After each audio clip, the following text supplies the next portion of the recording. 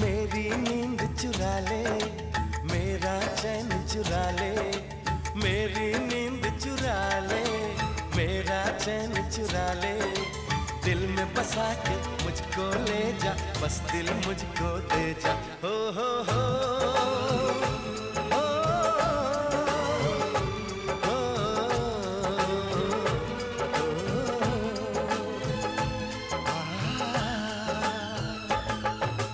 मेरी नींद चुरा ले, मेरा चैन चुरा ले, और मेरी नींद चुरा ले, मेरा चैन चुरा ले, दिल में बसा के मुझको ले जा, बस दिल मुझको दे जा, हो हो हो।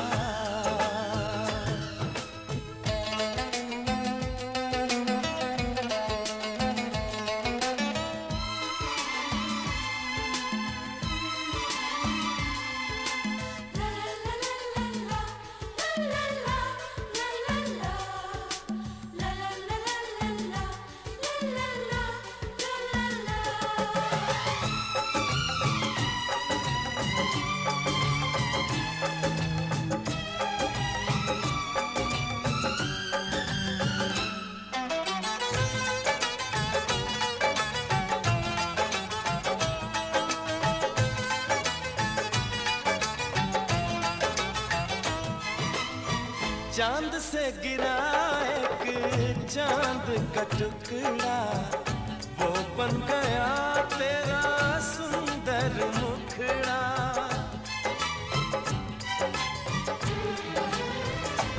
हो चांद से गिरा एक चांद का टुकड़ा, वो बन गया तेरा सुंदर मुखड़ा। देख तो पीछे मुड़ के, चांद से मुखड़े वाली, अरे देख पीछे मुड़ के, ओ चांद से मुखड़े वाली, दिल में बसा के मुझको ले जा, बस दिल मुझको दे जा, हो हो हो।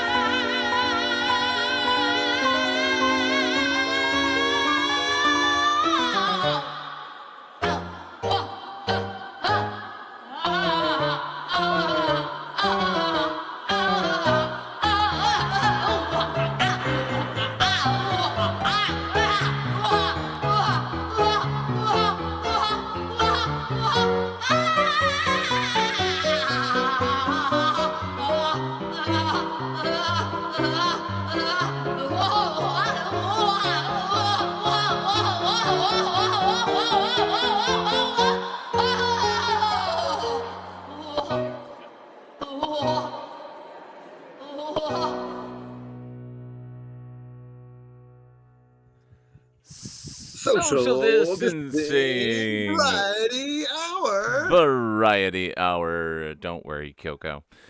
Um, hello, my friend. How are you, sir? I am good. How are you? That was a wild way to start things off on a Yeah. Sunday night. Uh, I must say, just for the record, uh, I sincerely love Yoko Ono, and Yoko Ono gets a bad rap for a variety of reasons. Um, Okay, uh, Yoko Ono gets a bad rap because she's a woman. Yoko that's true. Ono gets a bad rap because people are racist. That is true. Um, Yoko Ono gets a bad rap because people don't understand experimental art and music. But that That is also true as made me well. laugh because it was pretty great. Yeah, that was pretty great. Yeah. Got another guy like, Yeah. but anyway. And yeah, that's Brandon Etheridge. We've played a couple of his things on the channel. He's a funny guy. Yes, indeed. Good piano player. He's like he's a theater guy. He's among other things, but you get the theater guy thing from him. I do. Yeah, for sure. So how are you? I'm good. It's good to be back. We've not done a show for a number of weeks now Yeah, because it's been like I think it's been like 2 or 3 weeks since the oh, it's been beginning of the month there at the it's beginning been of the month there for the elections and such yeah. was our Well, last our election escapade. preview was early because the Sunday before the elections we were busy getting drunk for Halloween at your house, That's right. That is right. which was a good time. That was a super fun time. Yeah. Um, and then the week after that, I was off traveling in the Great American South, and then the week after that, you were off seeing Schleho, which is on your hoodie. Hey, yeah, I went to the Rochester to see Schleho play. They haven't played. How was Schleho? They were at the top of. I was kind of expecting them to be like a little loose, a little loosey goosey, Yeah, uh, you know. But they've played a goodly amount of shows and had a lot yeah, of rehearsal and practice time, and they were tight as hell and at that's the top of good. their game. Uh, they've gotten to this point now that they're they've matured as musicians and stuff Hmm. like that. A lot of the classic songs that they've kind of rearranged a little bit or tweaked the arrangement a little bit and put some emphasis in different places where it was not. And I was really, I mean, I'm a fan, so I'm kind of biased, but Clearly. but Now, I've seen. how often do they play these days? Because it seemed like they went away for a period of time, didn't they? Yes, in their heyday back in the late '90s, early 2000s, they were playing 250 plus shows a year. Sure. They were road dogs. Yeah, yeah, yeah. But then, as we all do, they uh, grew grew a little older, and each had areas. The drummer moved out to California, and the keyboard player got a gig with El King. He playing keyboards for El King, Oh, and okay. things of that nature, Right. and children, and marriage and children and stuff like that. But since then, they've all kind of moved back into the same general area of the Northeast. They had their own little quasi festival I that's was gonna late in say the they threw a season. little fest, didn't they? Yeah, late. It's late in the festival season. It was like October-ish, mid-October or something like that, and it was held at a nice, sweet little resort in the Poconos, I believe, or whatever the eastern side of or the eastern end of New York is there, Yeah, or the or the east. Adirondacks. Yeah, the Adirondacks there in the Great eastern. chairs. Great chairs in the Adirondacks. Oh yes, but yeah, the Schleho, plus it was nice. We got to hang out with them, and beforehand. Well, and you go Uh, way back with them anyway. I mean, yeah, we're really good friends with them, and when they were back in their heyday, they would come and play Pittsburgh, Cleveland, Buffalo, and they would stay at our house, yeah. and You've sat in with them and stuff too, right? yeah. In fact, I got a chance to sit in with them and play some theremin with them in Rochester. It was Oh, really great. I'm looking forward nice. to. I'm looking forward to getting seeing that wherever and whenever they post it and maybe we'll show it here one of these episodes when it comes up. I would be happy to. Yeah, if you get Yeah. your hands on when and if you get your hands on that. Yes. Once I find a link to that little tidbit. Yeah, we'll that'll definitely play that. It be was really that'll be super worthy fun, of being shown on the show for sure. I played well.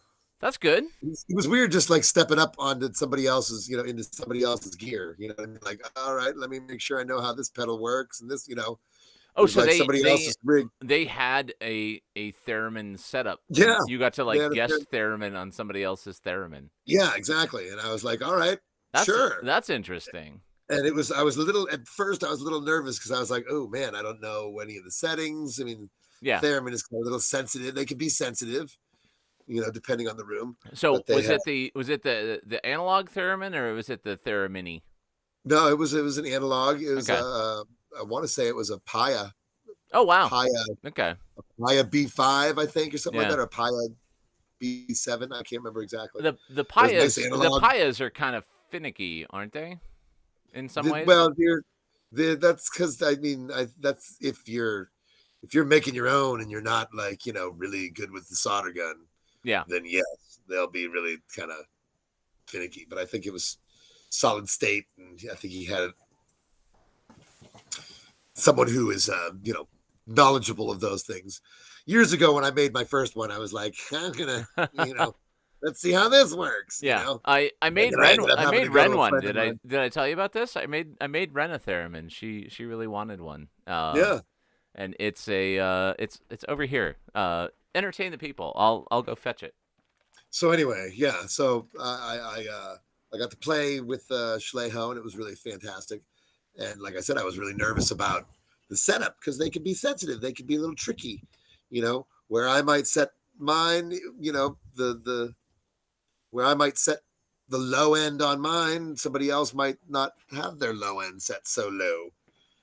And so I was really, but stepped up and it worked really good. And I was really, was really thrilled. So, and I played, like I said, I played well. It was a song I knew.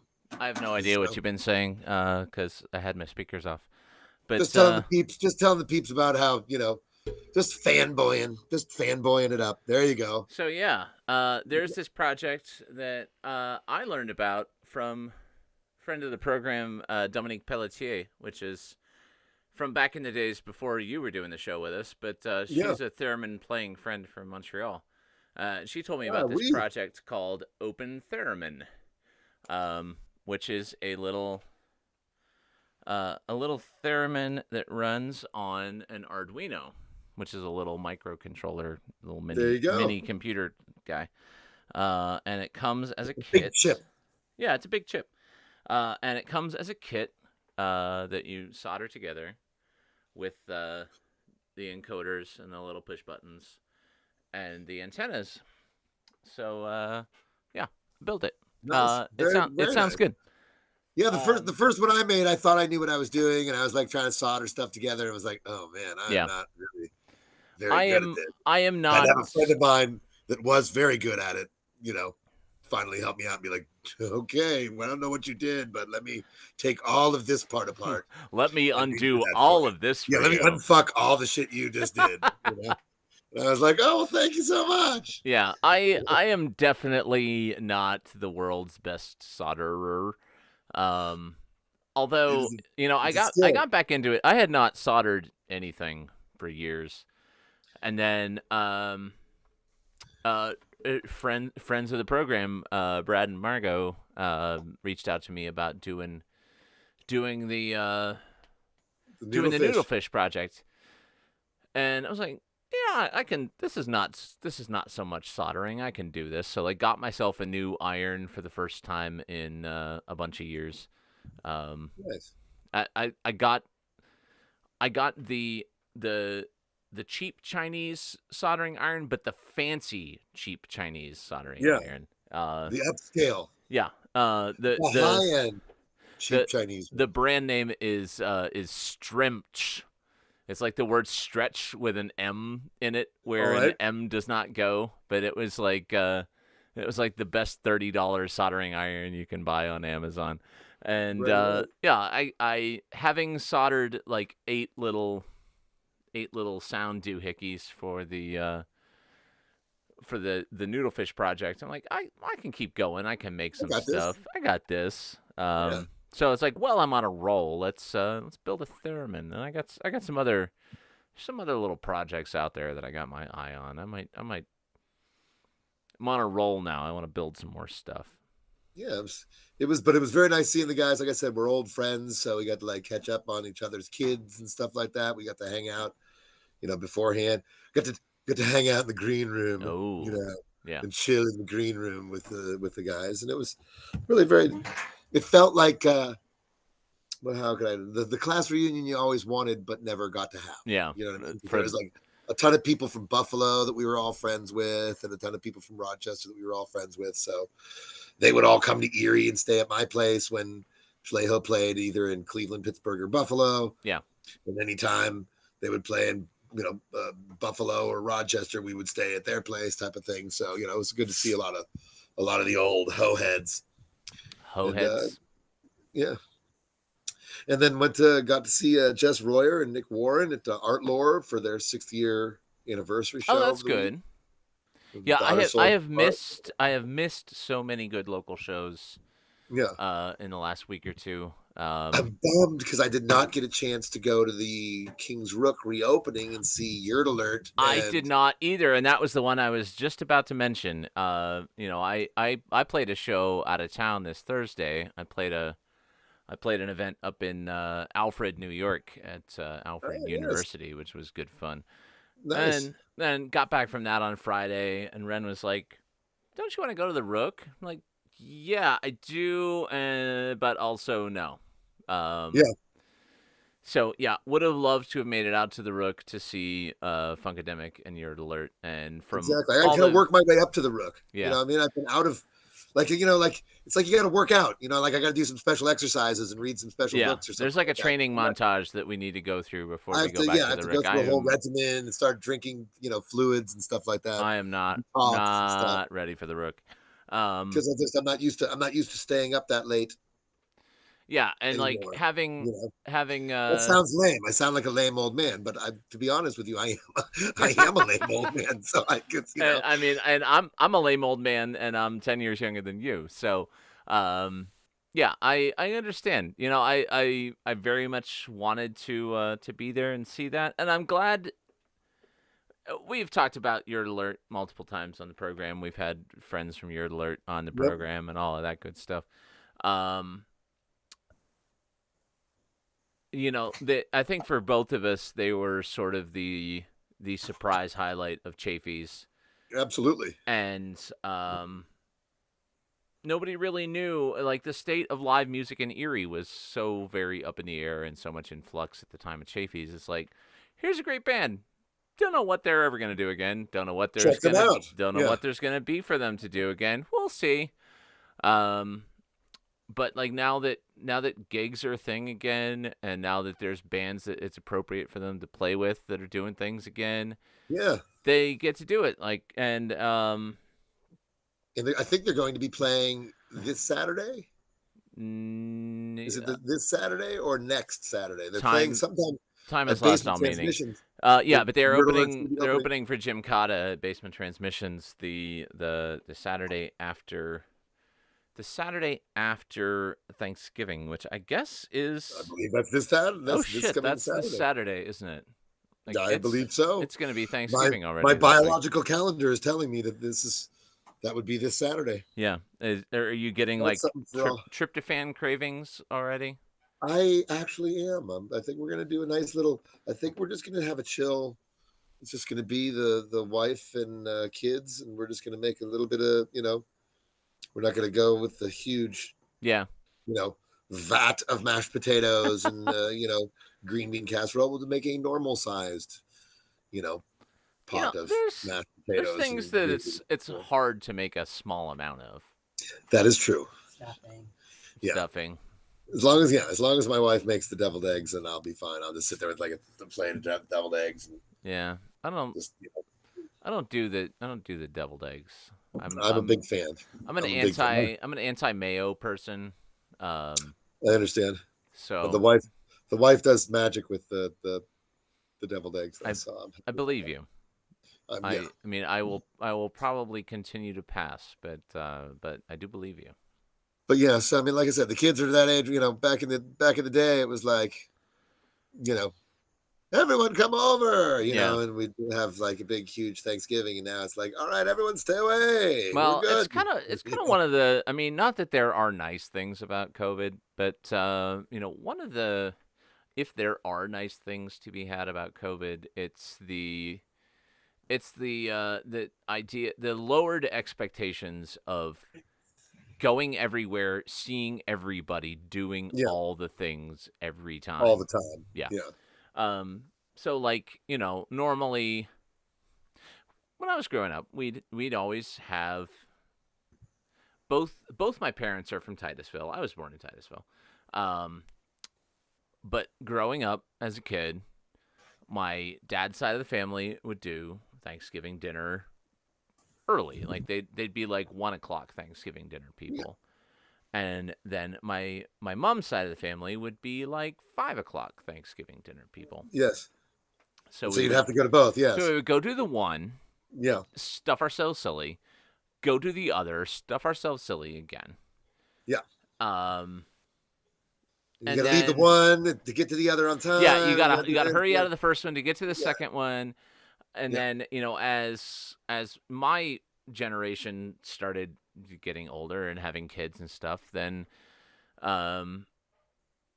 like people had things of their own that they wanted to do on the day. So it's like, well, we'll get together on Saturday instead. So it's like Yeah. now you got all the things to do on the day itself and still another one to do later that weekend that you Yeah. probably got to make something for, you got to make a trip for. So like I love my cousins, I love my aunts and uncles, I love my grandma. Of course. But all of that is canceled. Yeah. And just not having that as a thing to do, it's kind of a relief. Like, Yeah. you It know, is a little load off. It is a yeah, little not load that off. not that I don't want to see these people, because I do. Love them. Yeah, of Um, course. but yeah, like the canceling of like 80-90% of the family obligations around the holidays is not gonna lie, it's kind of nice. It's a little relief. Yeah, So to and speak. like It's not so my much. parents have now moved back to Erie, because they were living down closer to Pittsburgh, and then Well, my dad retired, and they spent a long time trying to find a house back here. Finally did, and they're finally in.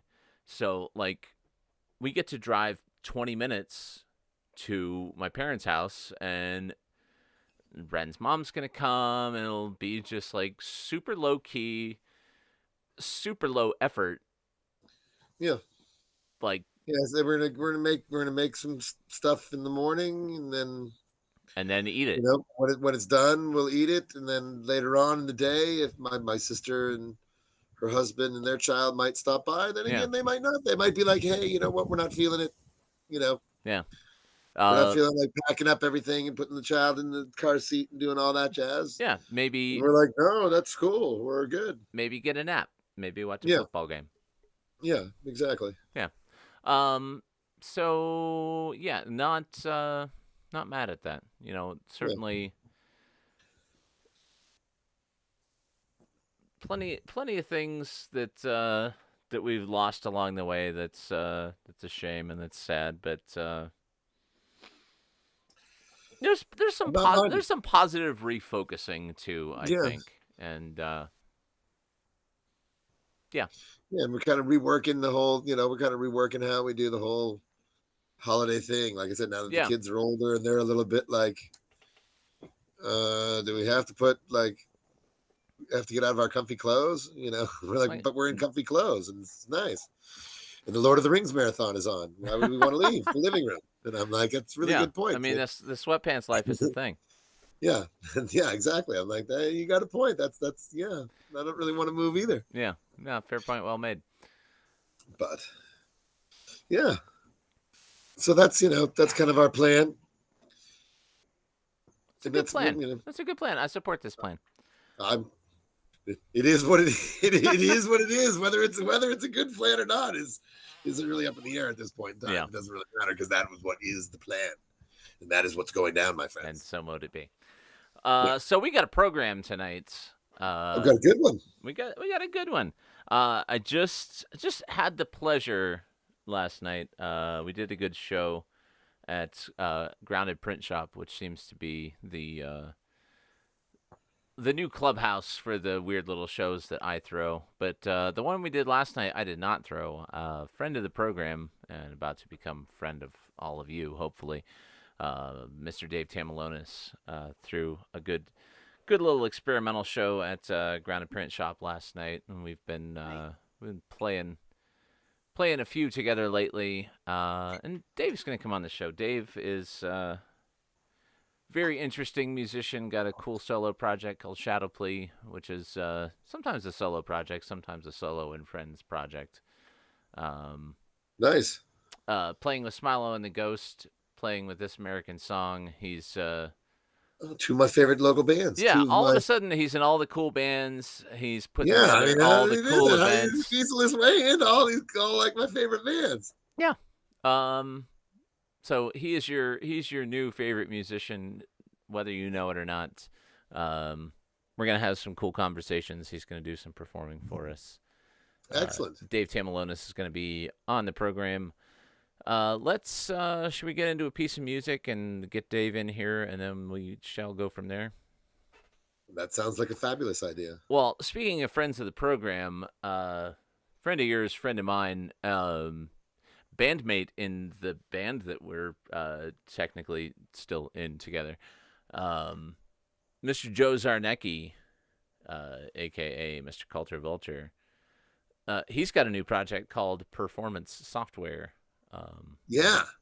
Which I'm excited about and is going to be hopefully playing a show of mine coming up real soon. But they put out a new video on their Facebook that I grabbed to show because it's very cool. So here's some brand new music from Joe Zarnecki and Dan Wisniewski, a.k.a. Performance Software. Together they become Performance Software. Social Distancing Variety Hour.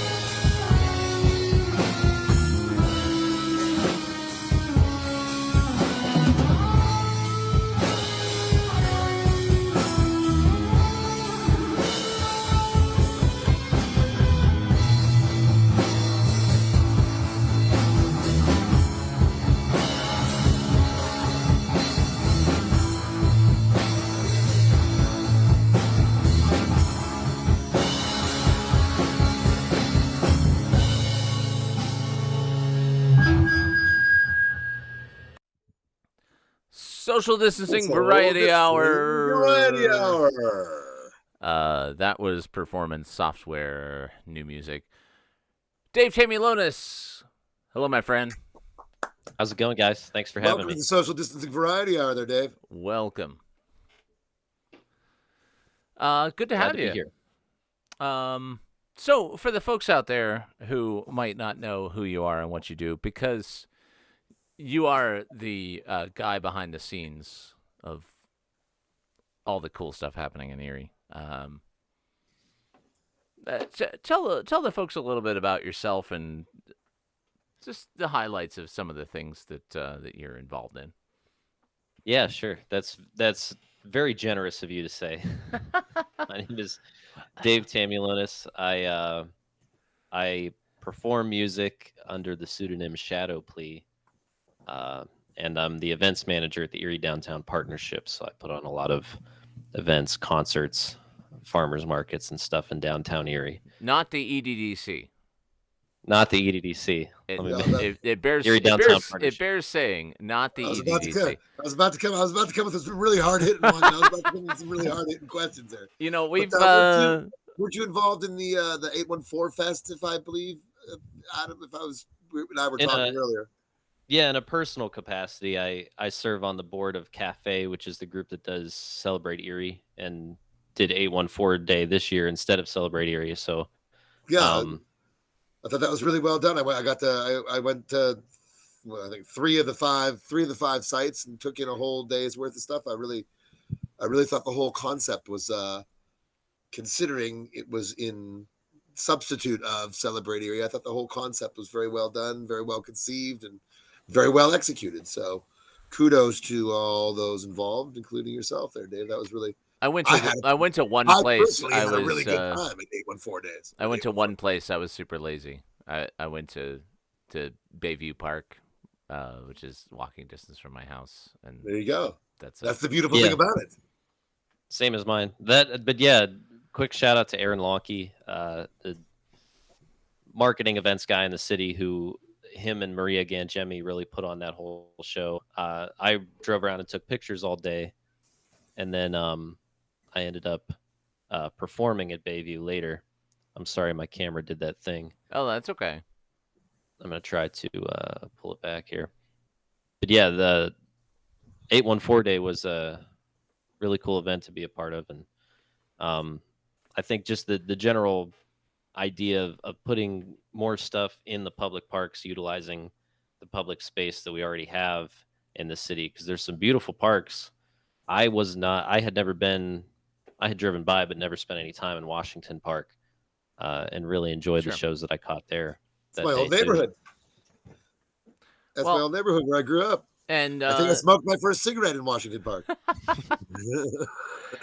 Well, and I think we talked about it at the time. You know, it's cool. Like, for a long time, Perry Square has been like kind of the public square of Erie and where all the events go. And but Perry Square is not necessarily a place that's equally accessible to everybody in Erie. So the idea of reaching out into the neighborhoods and putting public events in the places where people are, rather than like the public events in the middle of town, and if you want to participate, you got to get here. I think there's a lot to be said for trying to actively serve neighborhoods rather than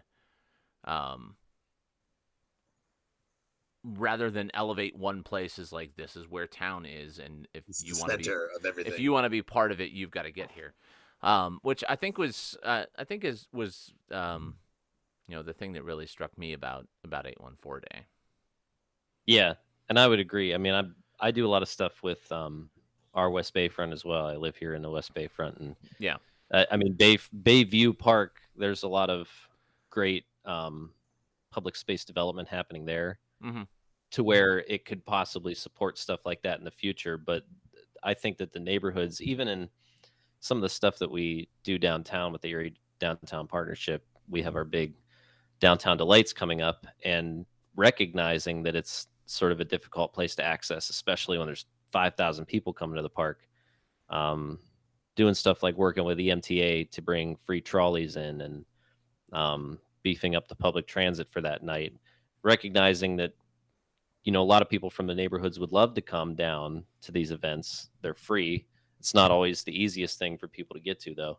So that's a good point. And I think that 814 Day is an example of not only recognizing that, but also using some community feedback in the programming of events, which is something that I've really tried to push for downtown, is listening to not just, the people in the room who are like, what should we do? But Yeah. going out, surveying residents, surveying people in the neighborhoods adjacent. Well, and I mean, it seemed like something that was really driven by the neighborhoods and not driven by. We pick on EDDC because we don't love. But it was very much driven by. It felt like it was driven by actual people and not Erie Insurance and downtown business interests and things like that. And it was really refreshing. Very. So, Dave, you're not a native Erie guy. What brought you here? How did you come to be one of us? So I think my camera did it again. I moved here in 2019 for this job. So I applied for the job at the Erie Downtown Partnership and got the job and moved here from Youngstown, Ohio. Oh, okay. I spent my whole life in Youngstown. Grew up in Boardman, which is just south of Youngstown. Then where went the to mall Youngstown is. State. Yeah, where the mall is. We're one of the several malls. One of the in malls the area. is. I grew up in Hermitage for a bunch of years, so Yeah. I know. I at least know the malls of Youngstown. I've not spent a lot of time like in town in Youngstown because Sounds like a documentary on Netflix. Malls in Youngstown. malls of Youngstown. Next week, series 1. It's the birthplace of Cafaros, who That's true. manage the Mill Creek Mall as well. that So is there's very true. Yes. the Eastwood Mall and the Southern Park Mall are pretty big malls there. But yeah, I grew up in Youngstown, went to Youngstown State University. I got a BFA in graphic design and a BS in marketing management, and worked for a couple years in community development in Youngstown for a group called the Youngstown Neighborhood Development Corporation. I was a low-income rental property manager and a community organizing for tenants' rights, and also doing all the social media and website design and stuff like that for them, photos. And then saw the job in Erie. All the meat What's and that? potato stuff. Yeah, all the stuff that nobody under the age of 40 knew how to do. Exactly. All the meat and Yeah, potatoes. so did that, and then saw this job, applied for it, thought it was a pretty good mix of both my community development background. I ended up doing a lot of photography for EDP and all the social media and stuff, but also used to organize concerts and stuff in Youngstown, independent events, and saw that as a nice way to bring that part of my interests into my job, and it was a good fit. I applied for a bunch of stuff, Cleveland, Pittsburgh, and ended up choosing here. Yeah, all right.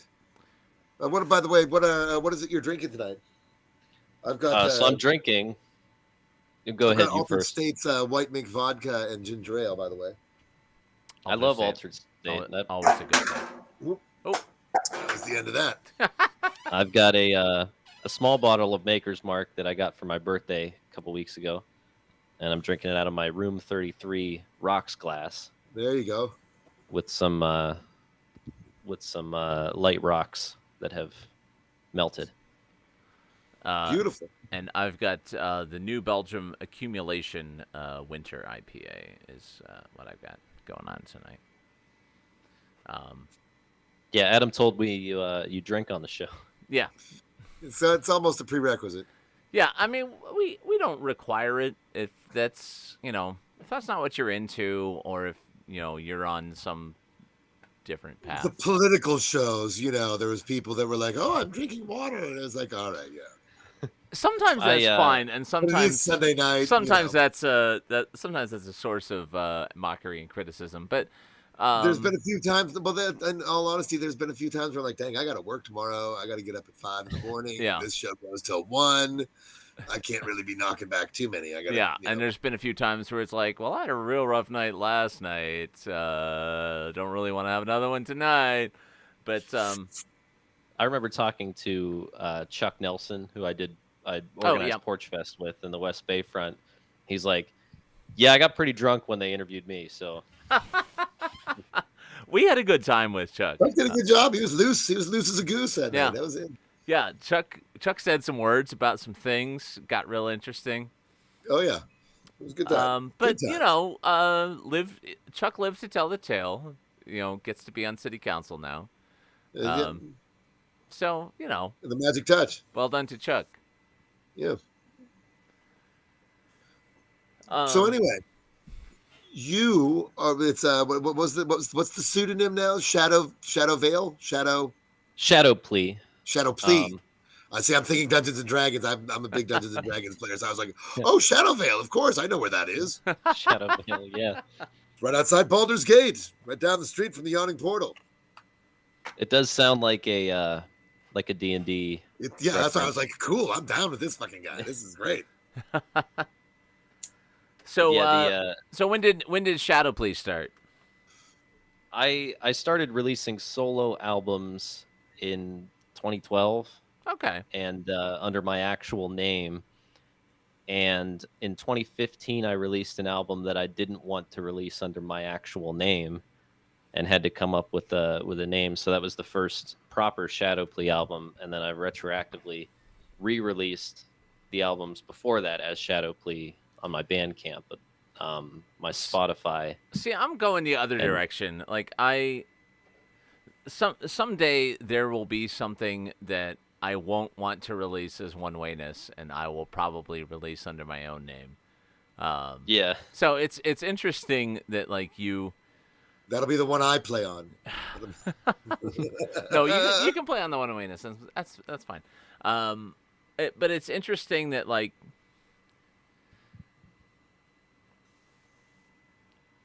What makes it different for you? Like what's a Dave Tamulonis record versus what's a Shadow Plea record? I mean, now I know you've gone back and re-released them, but I think originally it was the subject matter. I think if you knew me in 2015, you would have listened to the album and knew exactly what I was referencing in the album, and I didn't want it to tie back to people who were familiar with what I was going through at the time. Shadow Plea, I've always been in bands, but that was sort of my outlet for much more personal, introspective, ambient, experimental music. Yeah. And the name was actually taken, me and my friend, when we were young kids, we had a rap duo named Pale Shadow. And it's an anagram of Pale Shadow, the Shadow Plea. Shadow Plea.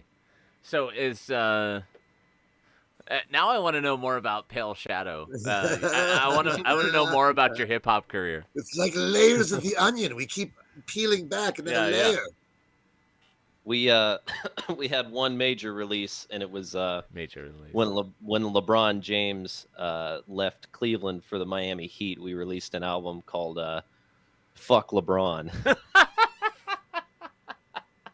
But that was always among our friends. Pale Shadow was always a punchline, because it was not a great album. Not a lot of good wordplay there. Oh, we got a comment. Our friend Brent Coldflesh on YouTube says, "Make him spit bars right now." I don't think I could even remember any of the bars. And you'll know, like, Shadow Plea is notoriously devoid of lyrics. I'm not a lyrics writer. Yeah. Typically, there's some songs that have lyrics and that I sing, but it's not. It's much more instrumental, ambient instrumental, dark ambient stuff. Well, I and like dark. for those of you who are, heard any of the kind of thing that I do, if you're into the kind of thing that I do, you might be into the kind of thing that Dave does. And if you're not into the kind of thing that I do, Dave's in like a bunch of other things, isn't yeah, Dave's in a bunch of other things besides. he? So here's my next question. I got one for you there, Dave. So what are some of the other projects that you are in currently? So recently I started playing keyboards with This American Song, an Erie band. A bunch of great guys, tons of people in the band. In fact, I'm John battling Johnston. with Jeff Phillips, the lead singer and guitar player in This American Song. I'm in his fantasy football league, and I'm in his Nice. division. Him and I are like neck and neck. We're tied right now. So he's like my main arch nemesis in fantasy football. So next time you guys have rehearsal, you tell him I'm coming for him. I'll let him for his know. neck, and he better protect his neck because I'm coming for it. So you're What playing keyboards with This American Song, right? Yeah, keyboards with them. And what I like about playing with them is that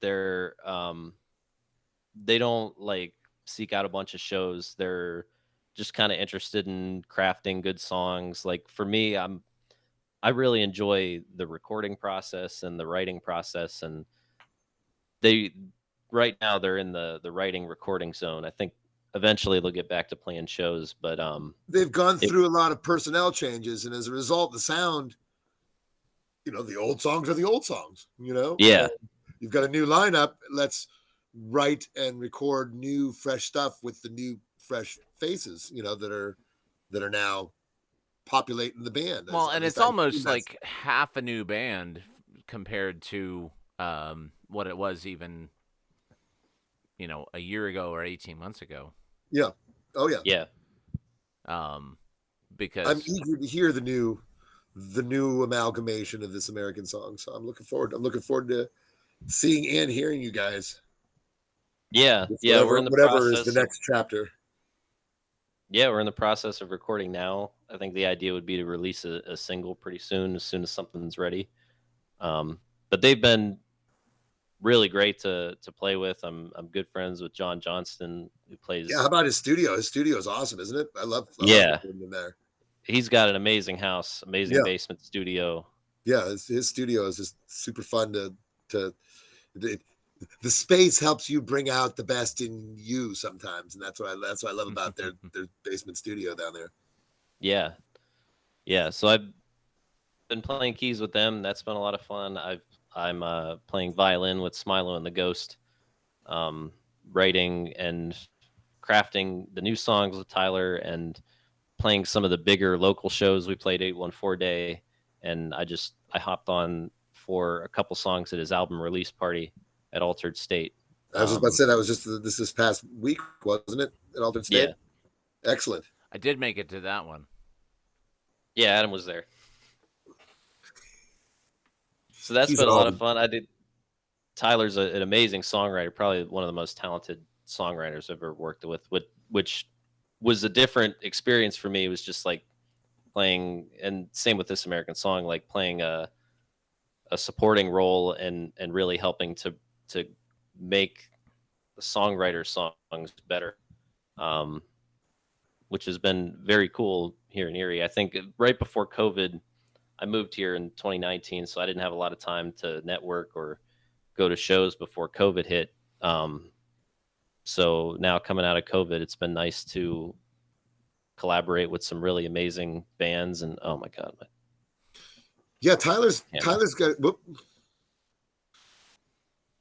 Tyler from Smilo from Smilo and the Ghost is fabulous songcraft. He's a great songwriter, and I can only imagine how the pieces fit. As far as like songwriting, I don't want to play compare and contrast, but like This American Song, I'm familiar with some of those guys in the band, and I'm familiar with how they sometimes craft their songs and how they bring songs to the table and then work on them and craft them.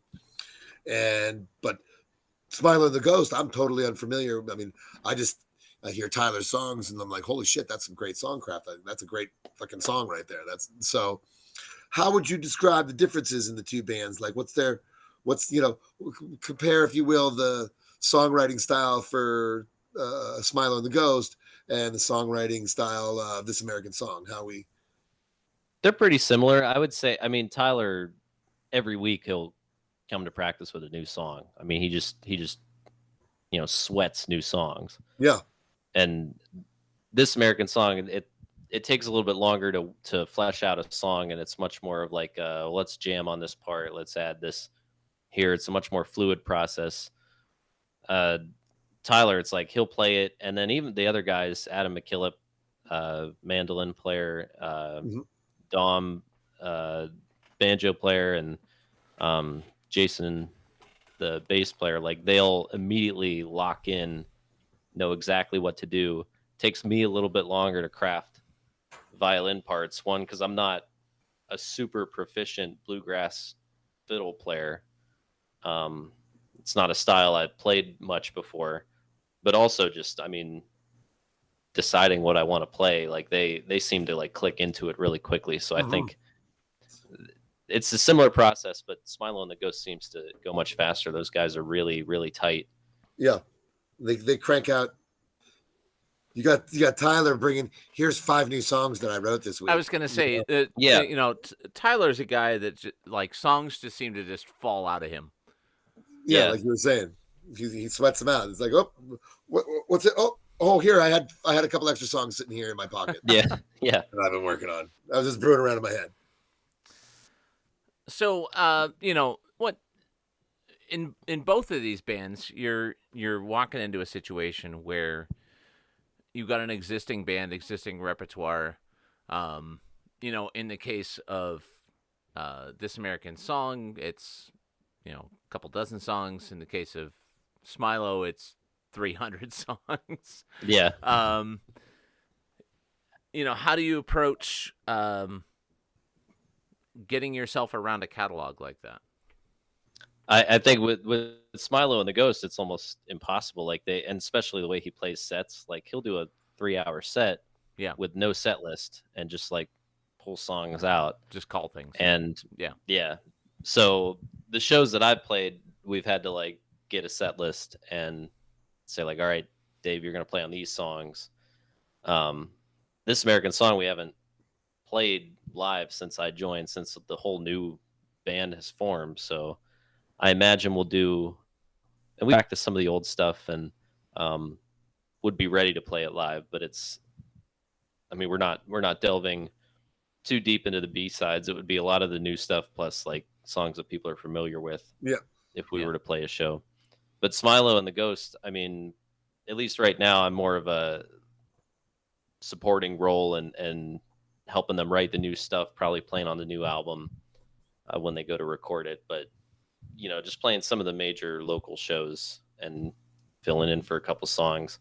He also, he plays all over the place in New York one day and in Ohio another day. And sure, my schedule isn't as flexible, especially with events and stuff on the weekends. So I make whatever I can with them and sort of work more on the writing process. Yeah. Fabulous. But yeah, it's been a lot of fun. I'm grateful to have been given the opportunity because I think when I moved here, I had the sense that I wanted to stay involved in music. I was part of a pretty robust music scene in Youngstown, Ohio. Youngstown has an amazing music scene for such a small city. And I was in a band called Picnic Day, still in a band called Picnic Day, though we live all over the place now. But we played shows. We had a lot of peers and other bands that we played shows with and stuff. And I wanted to find something similar when I moved to Erie, and play out, go support other people's shows and feel a part of a scene. And I definitely feel post-COVID that's, something I've been able to do. Yeah, you've sort of quietly found a way to insert yourself, which I don't mean. And that was like And we've talked, Adam and I talk about this all the time. There's like a certain renaissance going on in the music scene right now with the post-COVID, uh, you know, renaissance or rebirth or whatever you want to, however you want to term it. But, pre-COVID, once COVID hit, there's a few venues that shut down. There's a few venues that no longer exist, that used to exist before COVID. So coming out on the other side, it's a whole new music scene in Erie, and there's a whole, Well, and I feel like it creates opportunities for yeah, people who were not necessarily the usual suspects going into it. Like, there's plenty of stuff that has just kind of quietly gone away, and plenty else that has just kind of quietly shown up in the meantime. So yeah. I feel like the music scene coming out is going to be different than the music scene going in, and not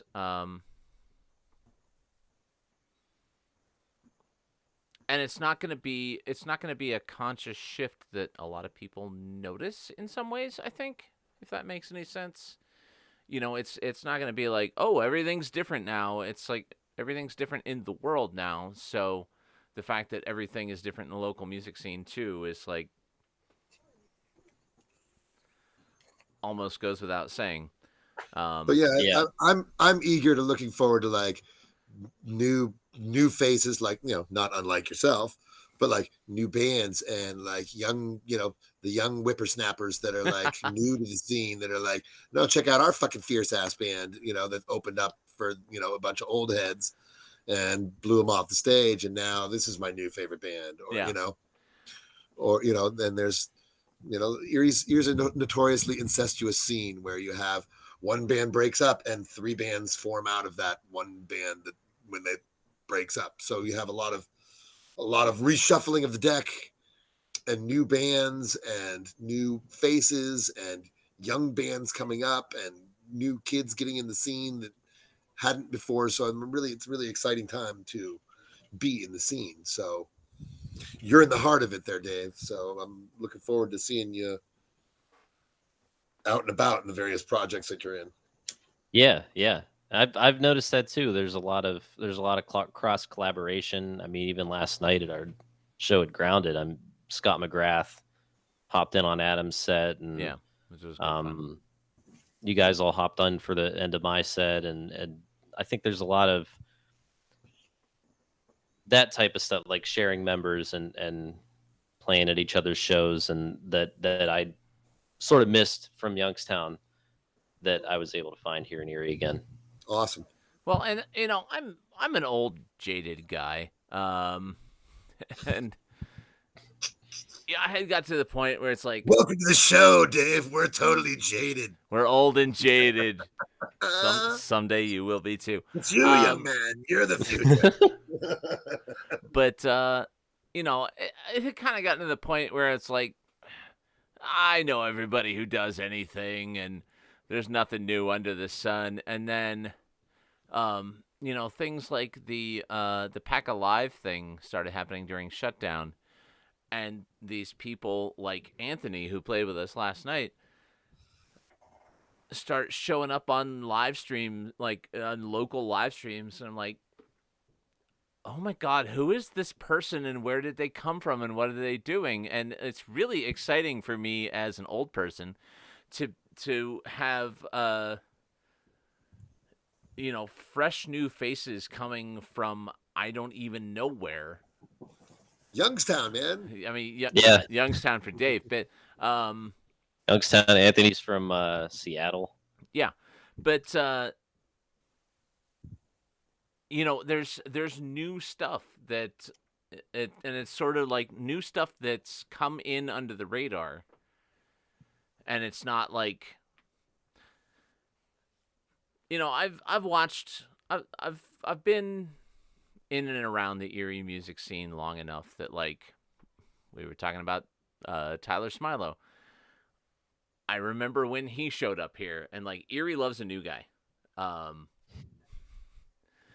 of a sudden he showed up at like the open mic jams and blew everyone away at Yeah. open mic jams, and Like within a new face, back in the before times, a new face shows up in the Erie music scene, and everybody's like, "Oh, holy shit, the new guy!" And the new guy is the talk of the town for, however long, and but just the state of the world and the way everything's been going in the last year and a half. There's all these low-key secret new guys, including yourself. Like you're a secret new guy, and it's There'll be passwords you have to memorize, to get in the office, to get on the office computer system. Yeah. But like it's just interesting.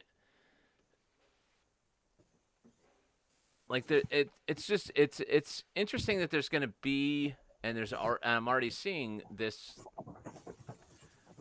turnover and this refreshing of the scene in a way that if it had been, there are the usual shows every week, like it feels more drastic in a way that's exciting, I guess. And I think I agree, because like you mentioned Pack Alive. I mean, Dig It Dave messaged my Shadow Plea Instagram and asked if I wanted to do one, just because he saw a couple of my posts where I was posting like, composing music in my room. Yeah. Like I wouldn't have played on Packa or met any of the Packa people, and now I have a studio there. That's how I met Anthony, and started collaborating with Scott McGrath and Michael Milk and some of the other guys that kind of like hang around. So I think that like the drastic change was because something had to fill in that gap during COVID, and you had stuff like Pack Alive step up and give different people a platform, because not everything can be like, not everything plays well on like a live stream. Right. So I think you saw different types of musicians get a platform who, were making quiet music in their rooms and wouldn't have necessarily filled the Rook before. Right. But now people are familiar with them because you could do a live stream with that type of music. And it's really healthy for the scene to have it grow and be, grow organically like that. Well, and having been throwing the kind of shows that I've been throwing for the last, like, going on almost 10 years now, I have always kind of felt like there's got to be all these people out there in their bedrooms doing stuff that I don't know about, and I have no way of finding them. And I feel like the past year or 18 months has, like, thrown all of these people from their bedrooms out in the streets, and now you're all out there, and I see you all now, and it's great. Yeah, it's definitely been entertaining to see. I actually, one of the first shows that I attended in Erie was a show that you put on at Packa. Oh yeah. It was supposed to be at Ashley's old shop. Right. And like I stumbled into that show and I was like, oh, good. There's people who do noise music here. Yeah. Noise sculptors.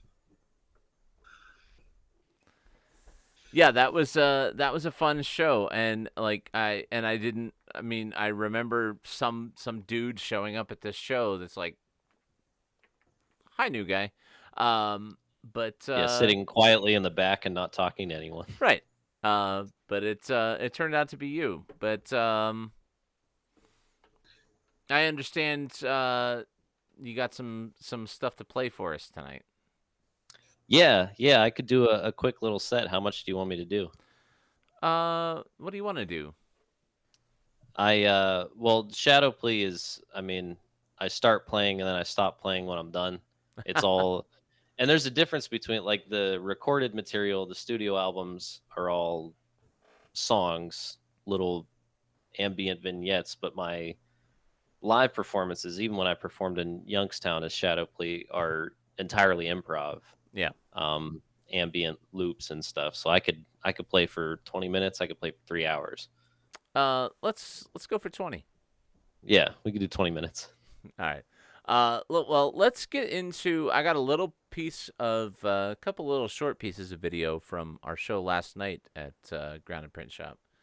So why don't I get into that, and then that'll give you a couple minutes to get yourself situated, and then we'll come back and turn it over to you for a little bit.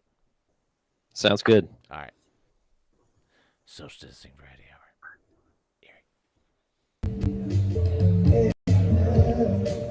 All this sort of place out here on the sea.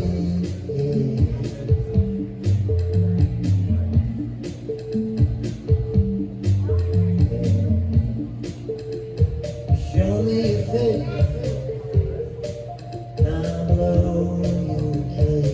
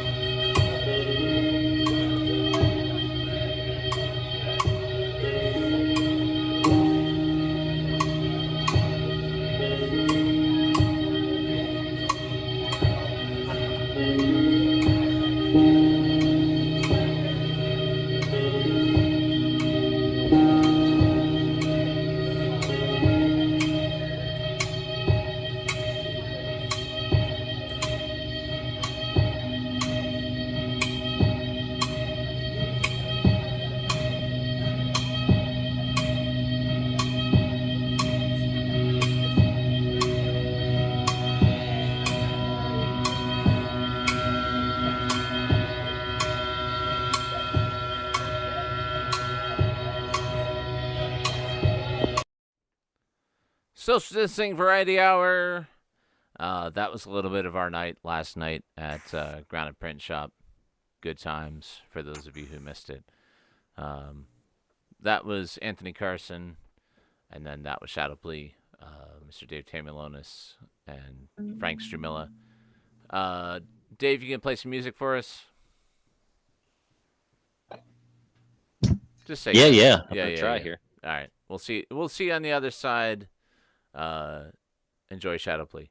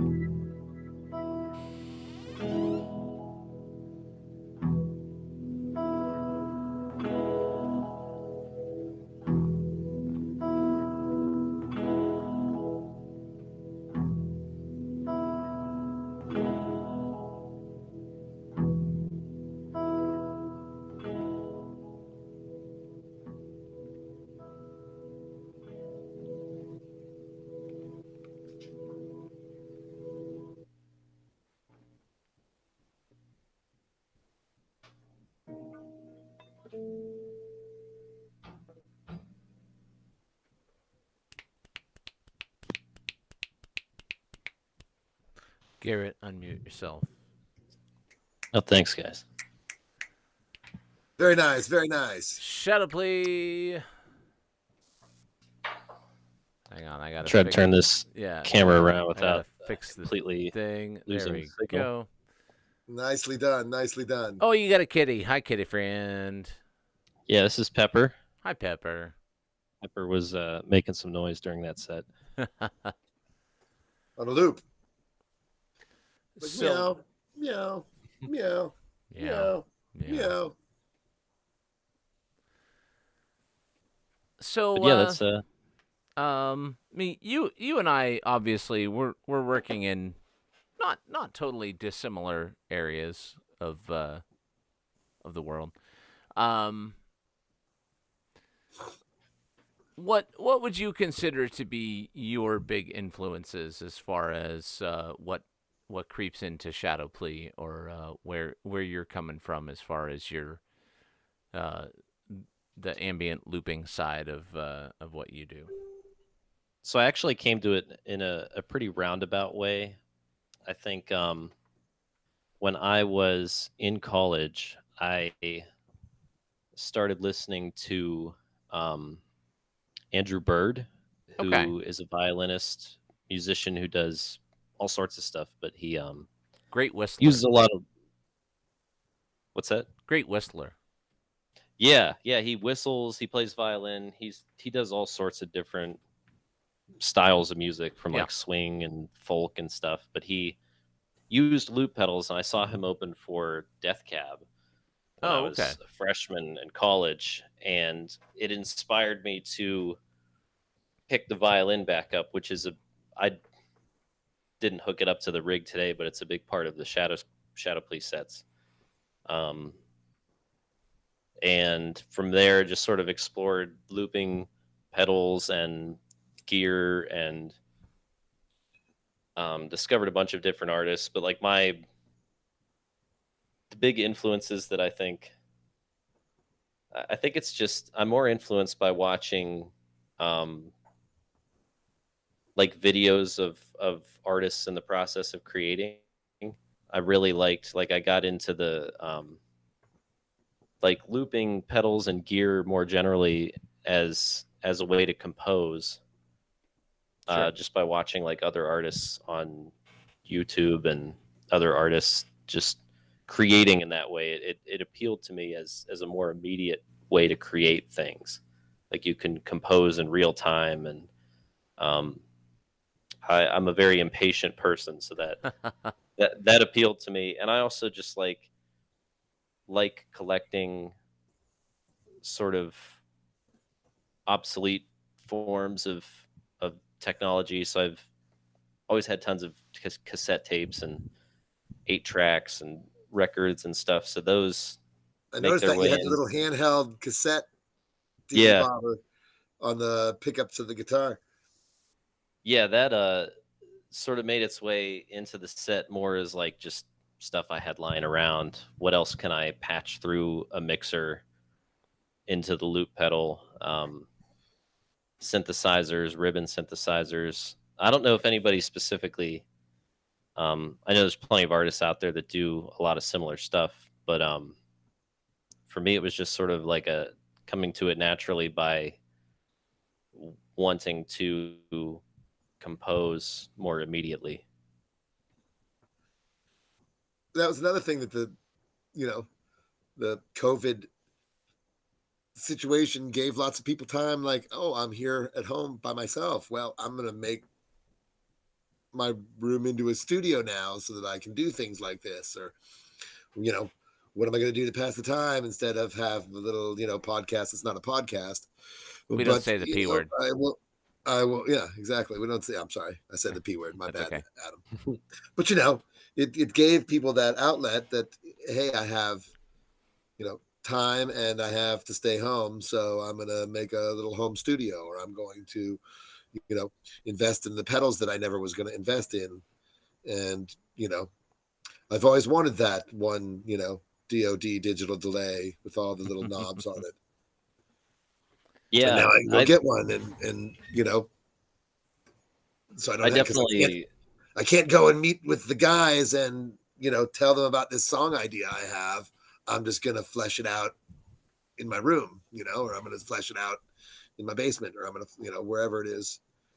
And I think there's a lot more of that going on. yeah, I definitely invested in some gear during COVID, and also my bedroom used to be in this room, and now it's like my work from home slash recording studio, and I have my gear split between here and space at PACA.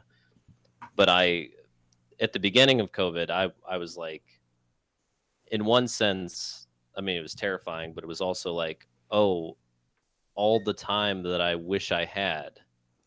I finally have like all the time in the world to do stuff. Yeah. And me and my bandmates from Picnic Day, who my friend Chauncey Hay lives in Bowling Green, Ohio. Our drummer Adam still lives in Youngstown, and vocalist and bassist Jake lives in Youngstown. We set up pretty early on in March 2020, set out to record a song a day and just to see where it would go. And we recorded 100 songs in 100 days Wow. Holy as shit. Picnic Day. And that was like not only just like something to do to pass the time, but also the process of like every single day putting something out. It really, like, the ego in songwriting falls away when you realize, like, I'm just going to create another song tomorrow. Like, there's always more to create. And that was a really cool process to go through, and sort of helped me, like, coming out of COVID, just say, like, well, I mean, who cares? I'm going to go meet people, join bands, collaborate with people, because there's always more to create. Doesn't have to be perfect, doesn't have to be, overcomposed or anything like that. Like, it was a cool process to go through as somebody who in the past might have self-identified as a perfectionist. to every day put out something Yeah. really imperfect. So And keep where and keep where your do we chops where keep do your we chops find tight too. those? Where do we find the Picnic Day song a day? So they're on Spotify. Picnic Days on Spotify. We released them officially as 10 albums of 10 songs apiece on Spotify. If you want to check them out, there's hits and misses, but it's all out there. And Picnic Day is much more of a like we've been together. Actually, 2022 will be our 10-year anniversary. So we've been a band for a long time. It was always me and Chauncey writing songs together. And then we added Jake and Adam later on just to fill out the live band. But there's no genre. It's just, experimental rock music.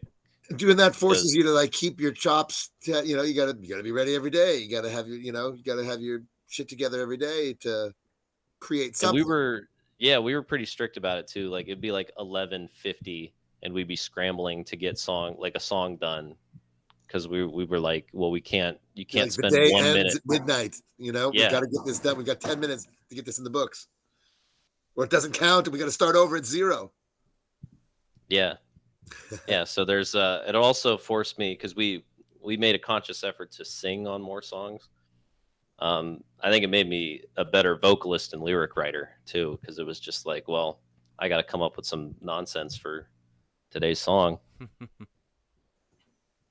But yeah, that and writing and recording the Shadowplay album that I came out with, the studio album that came out, I think in like January, February of this year, was a process of just like every day doing something and collecting like a huge body of work and then paring it down to what makes sense. And it was a way that I'd never written before because I'd never had that much time. Well, and So that's it was interesting because like that's a way that I've never like. I have lots of friends who, have projects and stuff, and so many of them have stuff left over or extra tracks or tracks that don't make things. And that's always been a really foreign idea to me. Like I don't end up with extra stuff. So it's a really interesting idea and interesting for me to hear about to be like, yeah, I'm going to make way more than I need and then decide what's actually good rather than I'm going to make an album's worth of stuff and make sure it's good. It's it's an interesting approach and a different approach and an approach that I've never, I guess, had the luxury of being able to take. So, what feels different about it to you?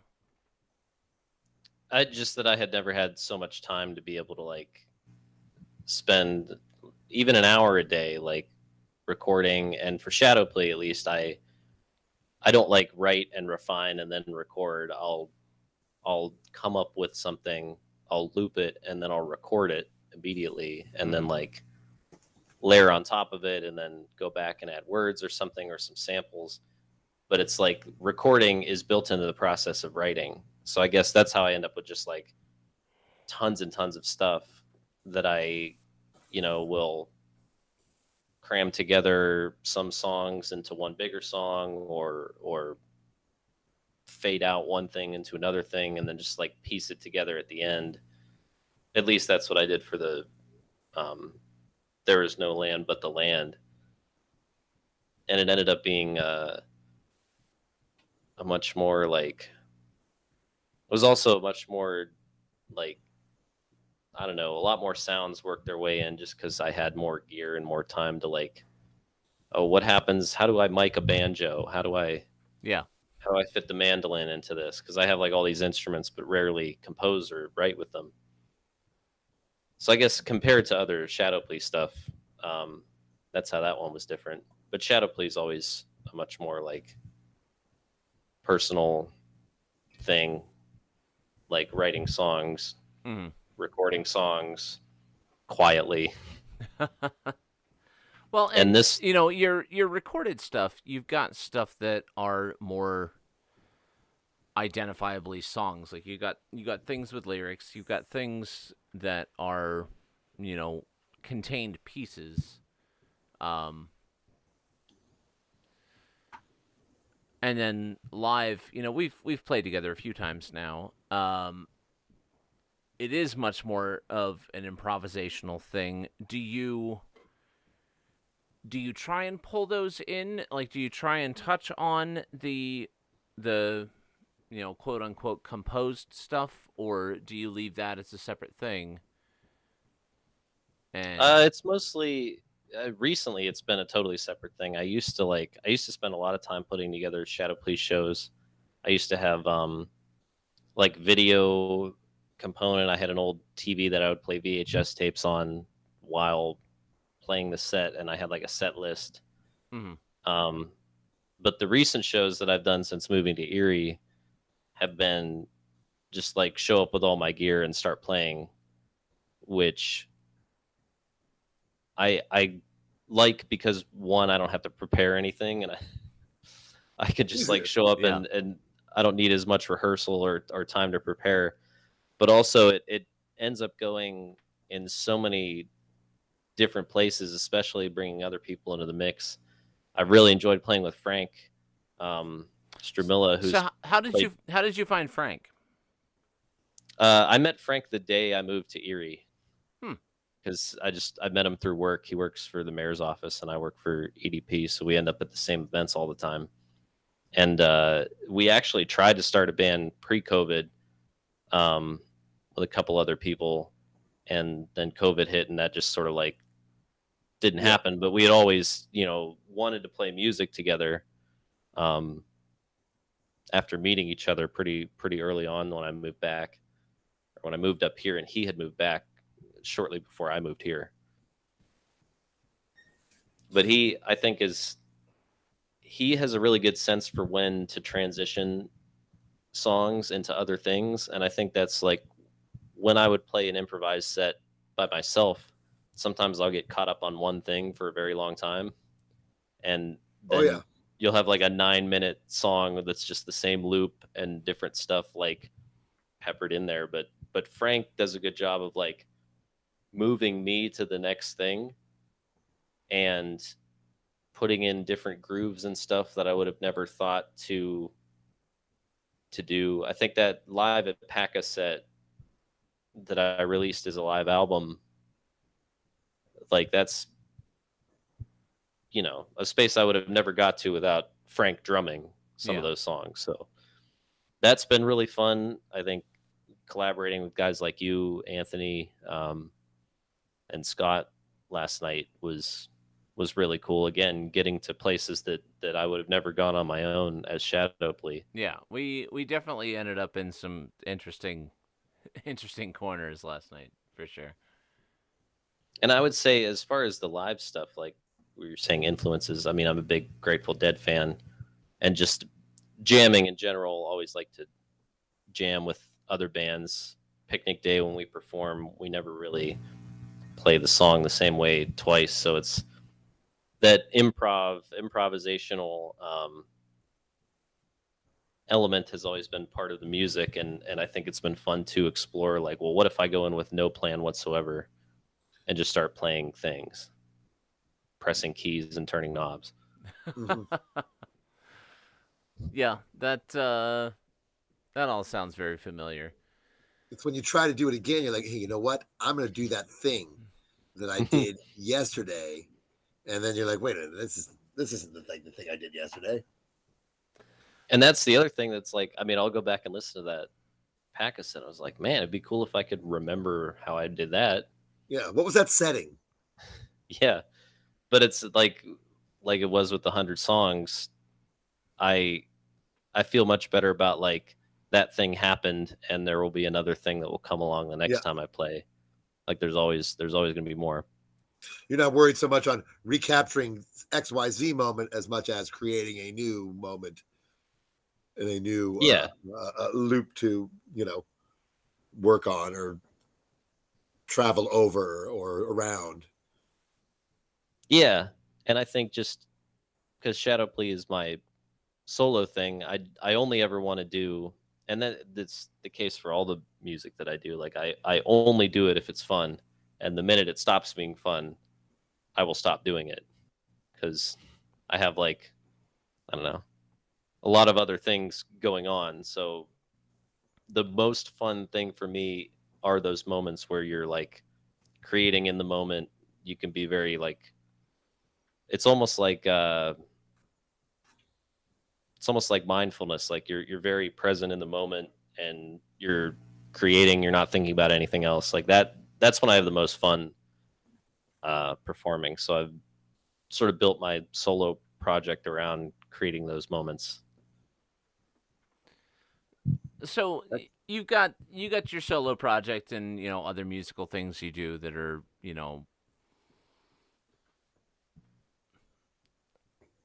I mean this in a positive way because I do the same thing. So somewhat self-indulgent, ephemeral sort of things. And then you've got the day job where you're putting on events for more of a mainstream audience, more of a kind of aiming for more of a crowd pleasing thing. Do you find ways to cross over between those? Yeah, I think this year coming back from COVID, I tried to cram music into every single event that I could at Erie downtown. Like we had the farmers markets every single week. I put music on the stage. Some music that I personally love and like to listen to, and artists that I really enjoy, and some it's just like typical Erie cover band playing for like 4th of July picnic or something. But it's I think creating a space for live music in our public spaces was a big part of my personal goal for when I came to Erie. Just creating a space for live music and for residents of Erie to see themselves reflected in the programming in a way that's very accessible. It's free. It's in a public park. That was a big part of it for me, and like prioritizing original music. So people who write songs and themselves and perform them. I think there's been some crossover. I mean, I try to hire some of my favorite bands for Cycle Fest this year. I had Tiny Paper Boats and Wave Trails playing Perry Square. Oh, yeah. Two bands that previously may not have had an opportunity to play at the block parties, which is what EDP did before I was there, because those were always just like a cover band in the middle of the street, people drinking Bud Light. Yes. So there's elements of it, but it is, there was a lowest common denominator. There was a lowest common denominator aspect of the block parties that were like, let's just, let's put out the lowest common denominator. Everybody knows this song. Oh, hey, it's the shout song. Hey. Yeah. Which I mean, like, right, which we there's all know a the words place to for this. that. Yeah, for sure. There's always going to be a place for that, and it would be Exactly. selfish of me to just constantly hire the bands I want to hear. Oh yes, of course. But at the same time, it was refreshing to have something that was, like I said, I was at the Wave Trails and the Tiny Paper Boats show at Perry Square, and it was fabulous. I was like, this is friggin' great because it's not. I don't know any of these songs. Oh, here's the Wave Trails new songs that they've been working on for the past year that I haven't seen them. Awesome, Yeah. And it's that, and it's we had Corey Cook and Life Through Music playing Perry Square. We've had a couple hip hop artists at the farmers market. So like really, what's the Arabic band that you had at the one? Oh event? yeah, Watan, the Arabic band we had in Perry Square. They're an Arabic folk trio, a couple Syrian and Iraqi musicians who are all local. Yeah. Well, and that's fantastic. something like we've got such an immigrant community in Erie, and that's something that I feel like has been really, really underserved in public events. So like I really appreciated that you guys have kind of made a point of you know booking things that are not for middle-aged straight white dudes. Mhm. Um,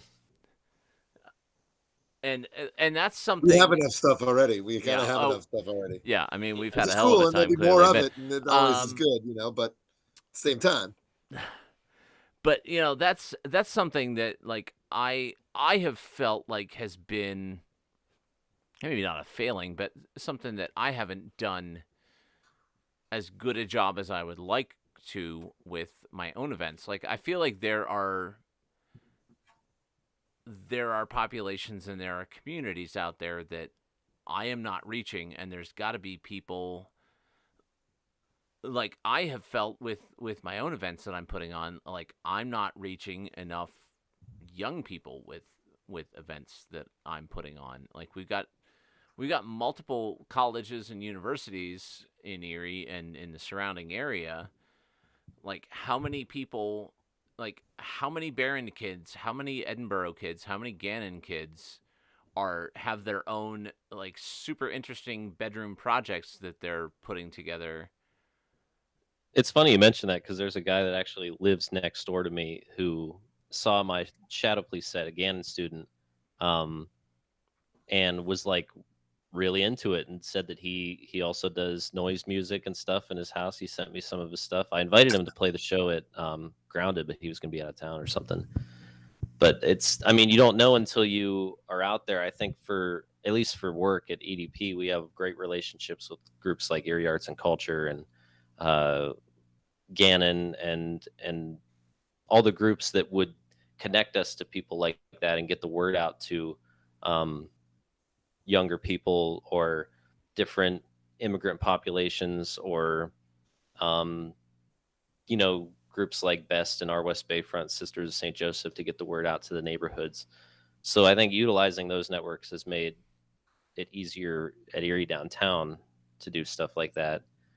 And just like, I mean, meeting people like Alex Staley through Yeah. PACA and his connections to the hip hop community, and I think has been really valuable to invest in meeting people. And now that we're out of COVID, it's easier to go out and meet people. So yeah, I don't know. There's no easy way to reach younger or more diverse audiences other than just like making a conscious effort to go Yeah. out and connect to them, put the meeting them shows where they together are. and put them out there and promote them properly, and the more the do them, the first one is probably like, oh my gosh, I had no idea, and word of mouth spreads around, and oh my gosh, I got to make sure I go to the next one, and then hey, guess what, it's the next one, and then there's that's how they the scene grows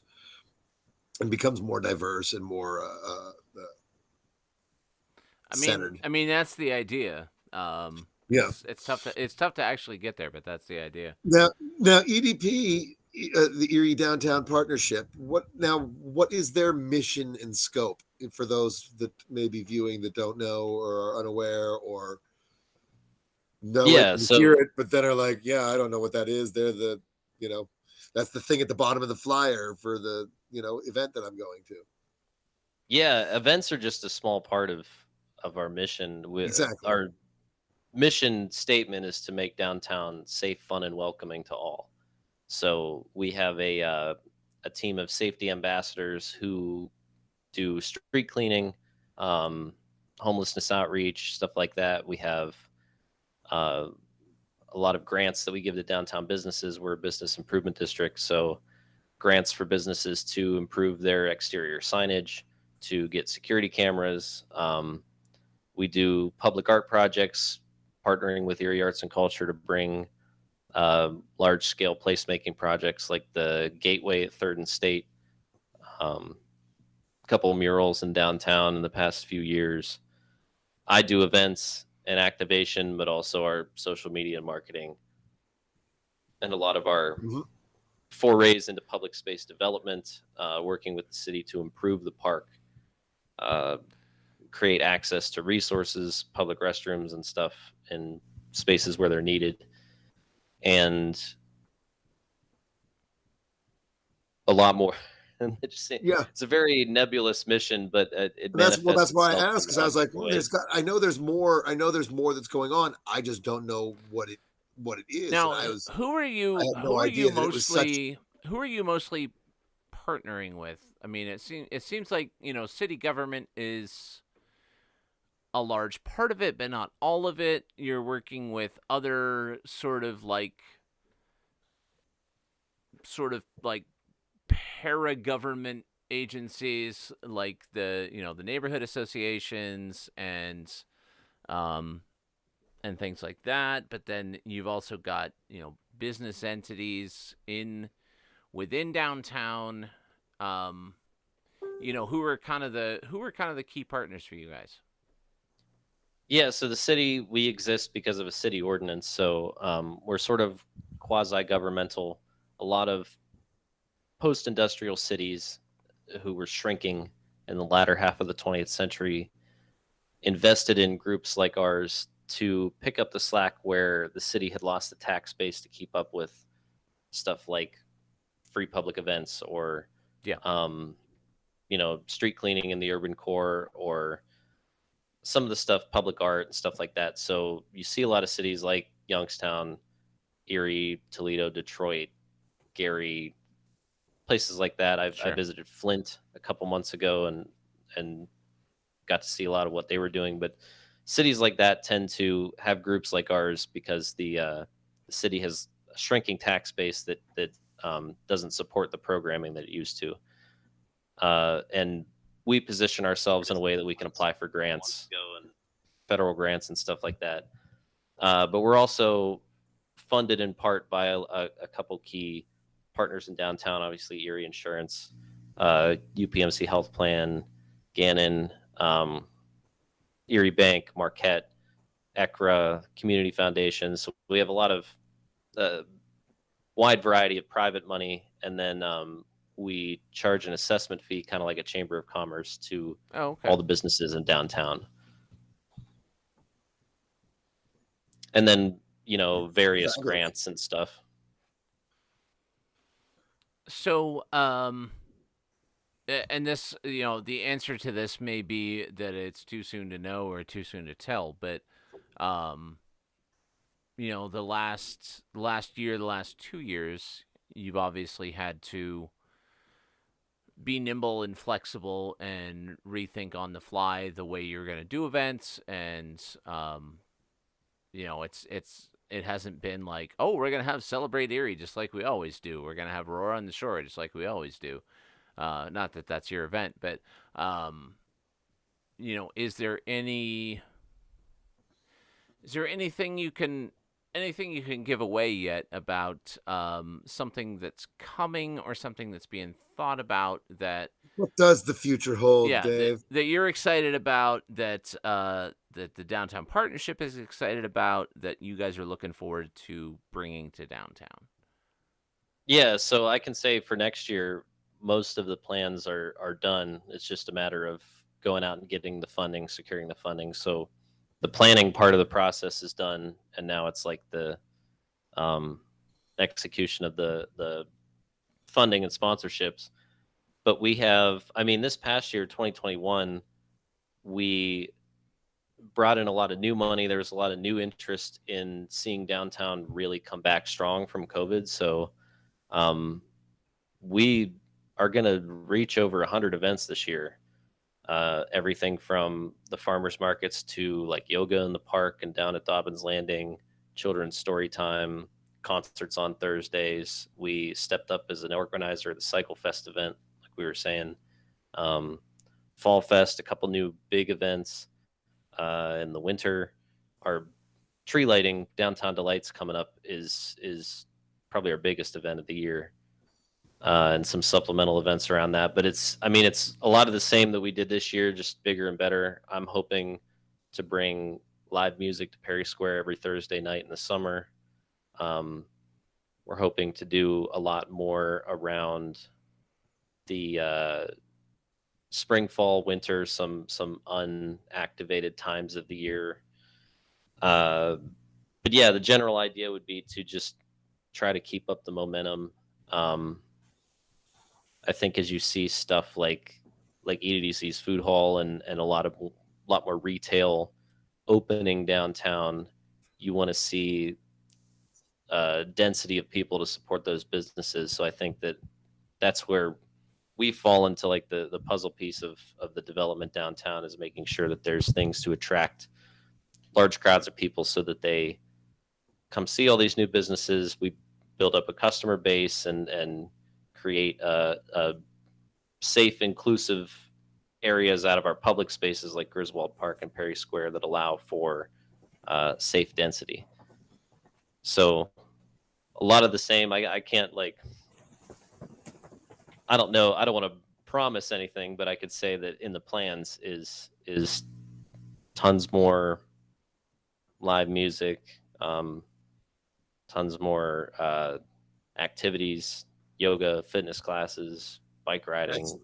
So Excellent. we got artists and musician friends who watch the show and who are in tune with what we do. For people of that nature who are looking to get involved with Downtown Partnership and the kind of events that you guys are putting on, how do bands and artists and musicians get in the loop as far as being considered for the kinds of things that you guys are putting on? I mean, should I just send them all your way? Just send them your digits, or is there a process for? Is there more of a formal process for being considered for the kinds of things that you guys are putting on, or is it get at Downtown Dave and he'll get you involved? Yeah, right now the process is get at Downtown Dave because in terms, I mean, people will email our info at Erie Downtown, or you could email david.tamulonis@eriedowntown.com. Send me videos of your stuff. I never mind getting emails, Instagram messages at Erie Downtown, because it builds the library of bands I have to choose from. You know, if a band cancels something, and I could go to a whole list and be like, oh, I bet they would fit this or that. And so I'm always looking for new bands. I'm always looking to go see shows, experience other bands playing locally. I think right before COVID, my goal was to see like 5 shows a week. I was just trying to see as much live music in Erie as I could. But I would say it's not limited to bands, musicians. I mean, dancers, poets. We've had a lot of different. We had some break dancing at an event this year. We had some different entertainment. So if any sort of entertainment, doesn't have to be music, doesn't have to be polished. I think that building different opportunities into our events plan, like the farmers markets, where it could be a little bit more open-ended, like it doesn't have to be as polished. So if you're starting out, you're looking for a gig that's like less pressure, we have opportunities for that too. I think there needs to be spaces for young artists, young performers to cut their teeth and Yes. have a platform and get used to performing live. Because if you don't have that, then you'll never get new people, because it'll just be a feedback loop of the same 3 bands playing Coco's and Big Bar. But it's just, I mean, it's because if no one ever gets experience, they're not ready for those bigger venues. So Right. I'd say anybody interested, find a way to message me or message Erie Downtown until there is a more formal process. Or message us here at the show, and we'll get you through to Downtown Dave. Tommy Cangelo in the comments says, I think social media definitely has a huge factor in spreading word right now of events. I've heard from quite a few people that they don't know much about events going on and or thought the music community completely died over COVID or is still not doing much. Yeah, there's I think you're right. We're as far as the local scene, it's still baby steps as far as coming back and venues coming back, and the That whole infrastructure is being rebuilt, so to speak. That everyone, all those folks that dropped out, or not dropped out. I just mean, I when mean, COVID there came, are people that dropped everything's out. That's not everything totally slowed unfair. down, and like I said, venues went away that used to be there that aren't there anymore. But the whole reinventing Well, of and the like infrastructure of places like the Rook is basement back to doing transmission, shows, Paca, but and Rook. the I'm Rook is sorry. back to doing shows, but you've also got shows that would have been, in the before times would have been shows that were at the Rook that now are going to be at BT. So the shows like Jim Cotta coming up next week, Yeah. and some of the other big kind of That's what I mean. Like the infrastructure, the whole, you know, rebuilding of these networks and of these communication chains and of these just where people are looking for their information. You know what I mean? Where am I going to get that notice from Basement Transmissions, or where am I going to get that? You know, the new. Did I like the new page for the print shop? Right. Grounded. That did I get an invite from Well, that and person? there's City Gallery, there's 1020 Collective, there's all of these things that either didn't exist at all or were just barely getting off the ground Yeah, beforehand. and for a lot of folks, that's unknown right now. It's, like I Right. said, they're So reestablishing the people who chains. are maybe not as not quite as on the pulse are looking towards the places that were the venues and the outlets and the promoters and whatever that they knew from the before times, and we're like, well, this place isn't doing the things that I'm expecting, so it must not be happening. Yeah, there's the Philly on the Rocks place now. That's the new Yeah, and I was venue. going to mention There's Yeah. them too. there's right Altered there is like States and Yeah. Paca, Rook, Philly on the Rocks, Basement Transmissions are like 4 venues now that And are not the Altered same. State. And Altered States, right? There's 5, and out of those all, there was the Rook and Basement Transmissions that were there before times. All right, there's City Gallery that's going to have a music space that they're going to be opening soon. There's like I said, there's the infrastructure and the communication chain and the whole booking and playing and new bands and new faces are all reestablishing themselves right now, and it's things are popping, man. Things are happening, and I'm here for it. I'm loving it. Yeshua in Yeah. the comments. Hi, Yeshua. Yeah. Yeshua saying businesses, artists, restaurants, things all across the board, feeling the impact from COVID. Yeah, absolutely. There's been a lot of stuff lost, but there's also been a lot of exciting new stuff. Like if you look at just like you mentioned, restaurants. You got places like Bar Ronan. You got all the places that had started as food trucks that are now Establishing brick and mortar. branching into the brick and mortar, like Broman Sandwiches. I saw just announced this week that they've got a retail location that they're opening up, and with the EDDC's downtown food trough marketplace, whatever it's called. There's new stuff opening up down there. There's the place that's around the corner from the print shop, the new tortilla place that's opening yeah. in Little Italy. It's there's been plenty of places that have gone away, and some of those are places that is unfortunate, and some of those are places that's like but I'm eager for the whole, like I said, the whole reinvention and the whole reestablishing of what is the new, what is the next phase. Yeah, we're coming. Well, and what I was about to say is, not to pick on anything that's gone away because it's obviously a hardship for any of them. But there's a lot of stuff that kind of had been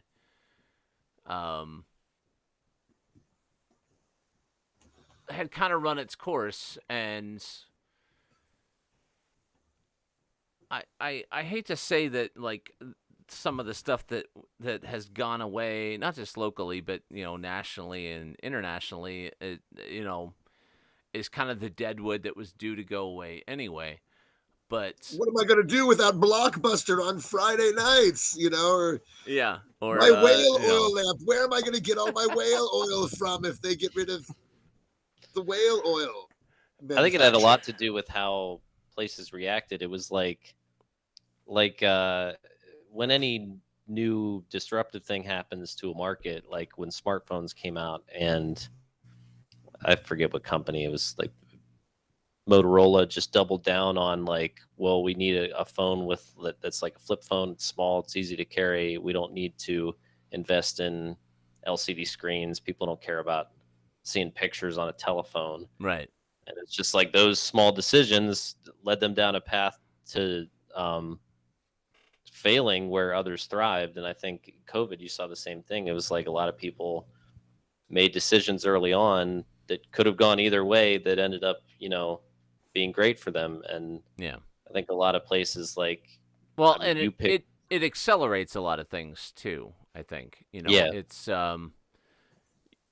business decisions that in, quote unquote normal times might have taken 2 or 3 or 5 years to play out.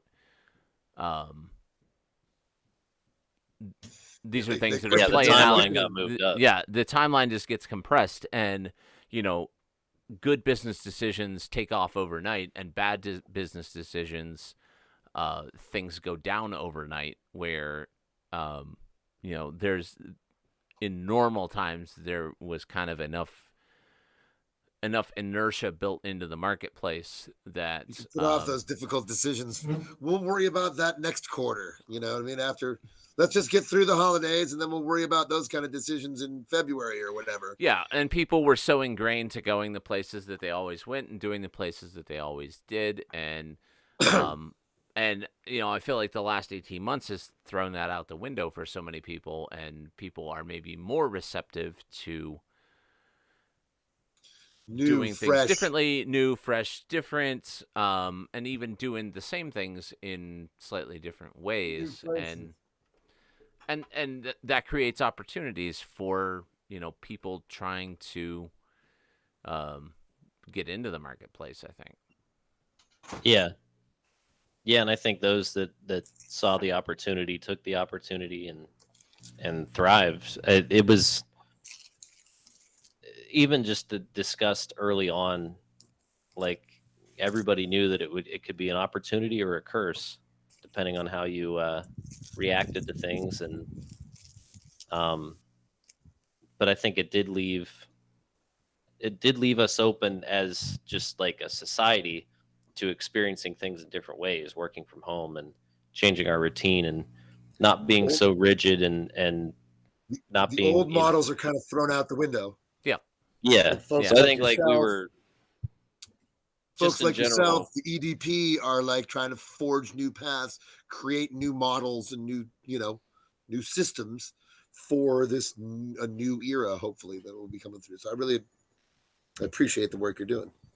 Well, thank you. Yeah, I think that it's just shaking out of those routines. It was something that might have, may or may not have happened naturally and taken longer, but COVID, like we said, compressed it. And now, as a society, we're more open to experiencing things in different ways. And I mean, I was just thinking last night as we were cleaning up that show, it was like 11. And I remember a time when, like, I would start going out at 11. Now that seems unthinkable. Like, no place is open that late. Yeah.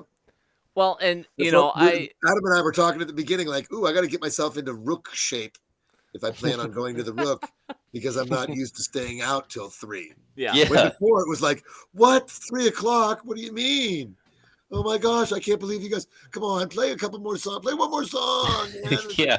motherfuckers, it is 3 in the morning. We Yeah, are done. I Our got set is shit over. to do. We've played 3 encores. We got to break this shit down. We're not going to be done till 4:30. So no, we're not playing another song at 3:15 in the morning. Yeah, there's a place in Youngstown called Cedars that used to open its doors at 10. Yeah. For shows, and you would start hearing bands start playing at like 11:30. I went back for a show a couple weeks ago. We were out of there by midnight. I was like, this isn't Cedars. Yeah. Well, and like the Rook was like that. Like the shows at the Rook, like they used to bill them as being at 9. And over time everybody learned that 9 meant 10. Yeah. So then 10 meant 10:30. And yeah, it just drifted later and later, and it'll be interesting as the sort of old guard things like that come back. Like, will they adjust? And we're coming up to Thanksgiving. We're coming up to things like Black Friday, and of the silver linings of COVID, the 24-hour retail cycle is a thing that I'm not sad to have gone. There for years and years there was that sort of arms race to be like, oh, we're gonna open Black Friday at 5 a.m. Well, we're gonna open Black Friday at 3 a.m. We're gonna open at midnight. We're gonna open at 10 p.m. We're gonna be open the whole time, and I feel like that has kind of reset too. So like some of these resets are healthy. Yeah, and some of them just take a little bit of adjustment and getting used to. And no one's real good with change. No one's Yeah. like, hey, you know what? I hope everything changes as soon as I get used to it. I hope it all changes again. Nobody's out there like, I hope they change my computer system at work so I have a new password Right. that I have to log in with. Nobody fucking says that. There have definitely not even young people love change, especially Yeah, if they're used but to the way things are. Right. Well, I mean, there's definitely been a few nights over the last year and a half where, I got into the old habits of like, it's 8:30. We should probably get some dinner. Oh, it's too late for dinner. Apparently, dinner will just happen tomorrow because it's Tuesday and Erie is closed. Yeah. But where were we? Oh, it was after one of the shows that we did where you wanted to go to Dominic's. And it's yeah.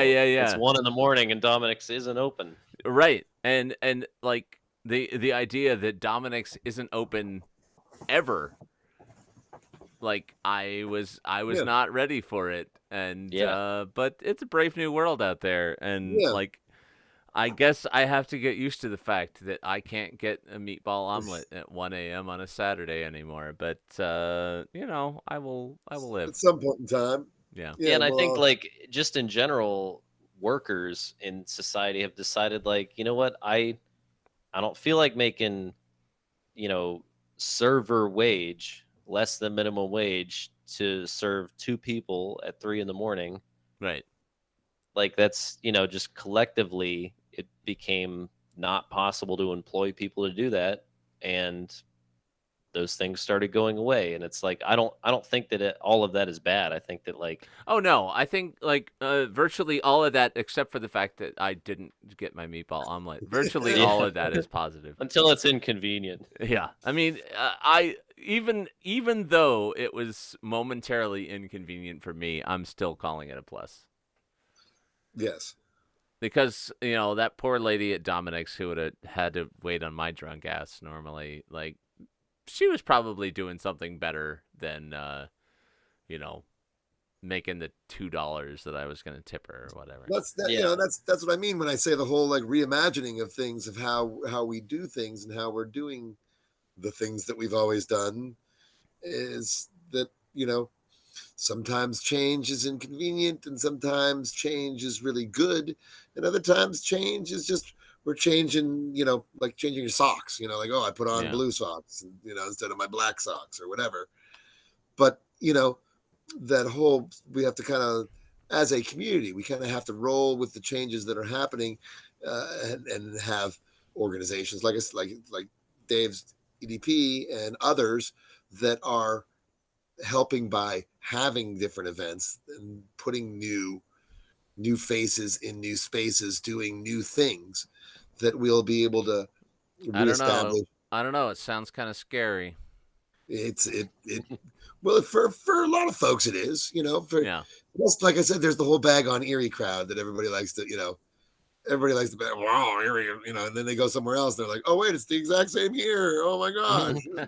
And, oh God, everyone in this town thinks this town sucks too. Oh my gosh, I thought this was such a nice place. But there's the whole bag on Erie crowd that no matter what you do, I thought it was only us that sucked. yeah. I mean, Yeah. there's like I said, there's some people that no matter what you do, they're always going to be like, oh wow, Yeah. 8th grade Tuesdays. Oh, why are they doing it on Tuesday? Why are they doing it on a more convenient day? I mean, now 8th grade What's Tuesdays. so great about Tuesdays? Yeah, exactly.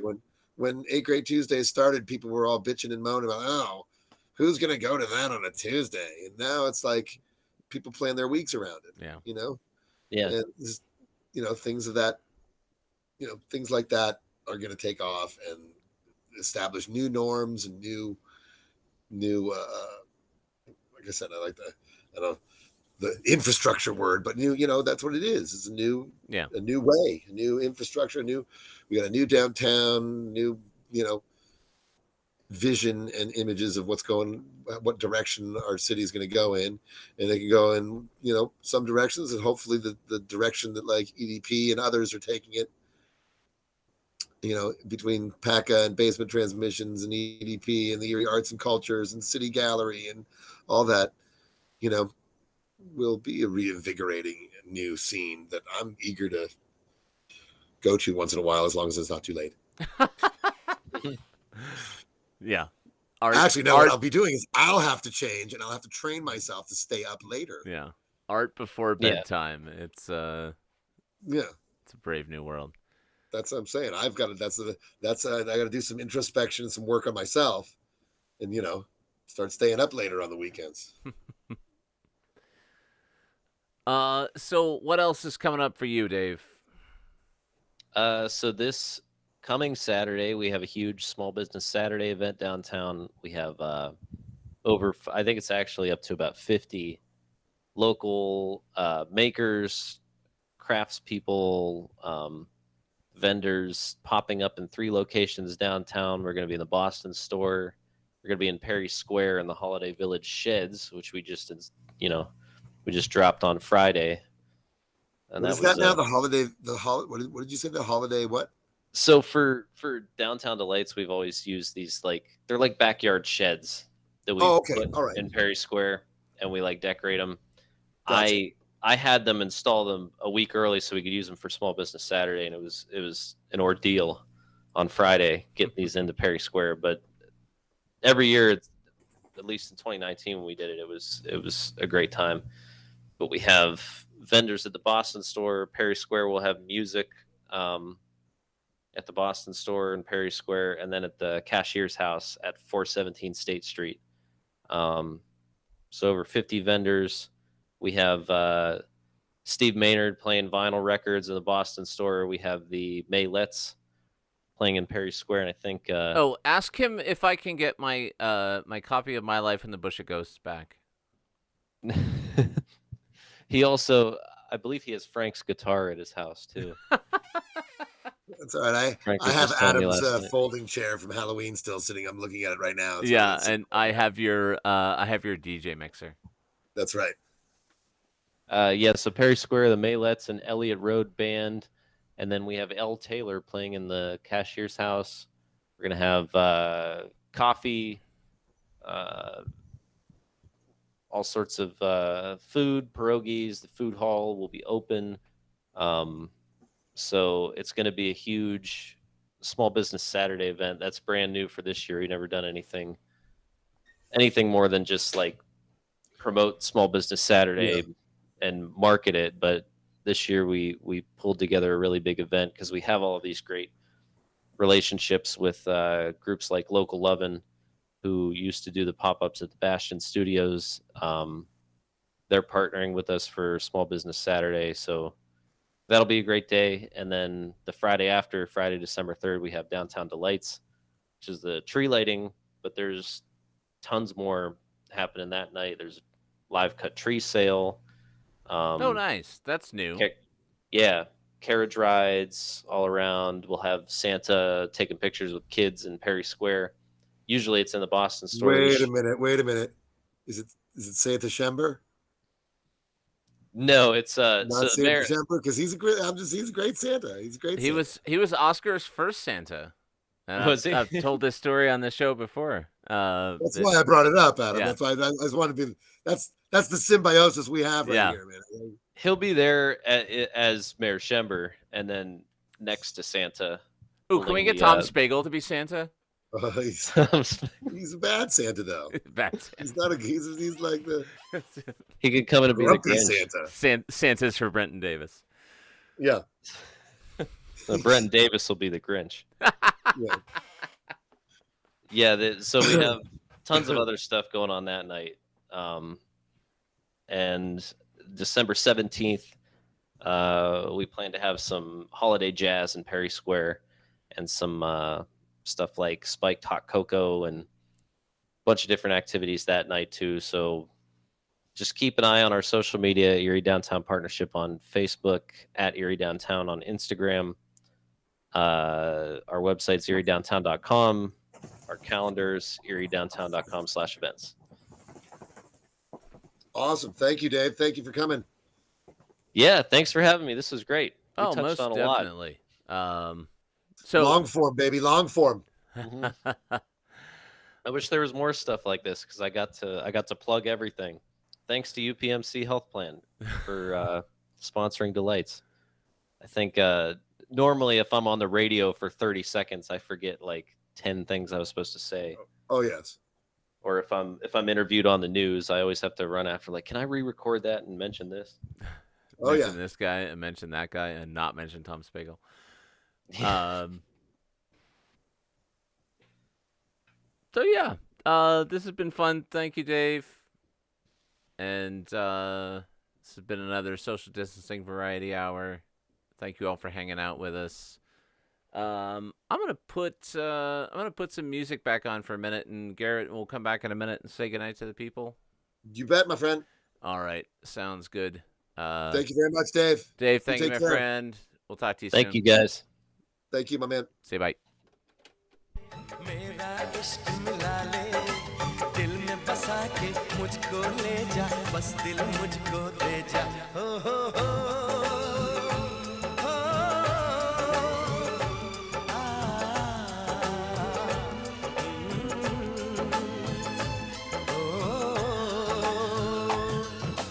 मेरी नींद चुरा ले मेरा चैन चुरा ले मेरी नींद चुरा ले मेरा चैन चुरा ले दिल में बसा के मुझको ले जा बस दिल मुझको दे जा हो हो हो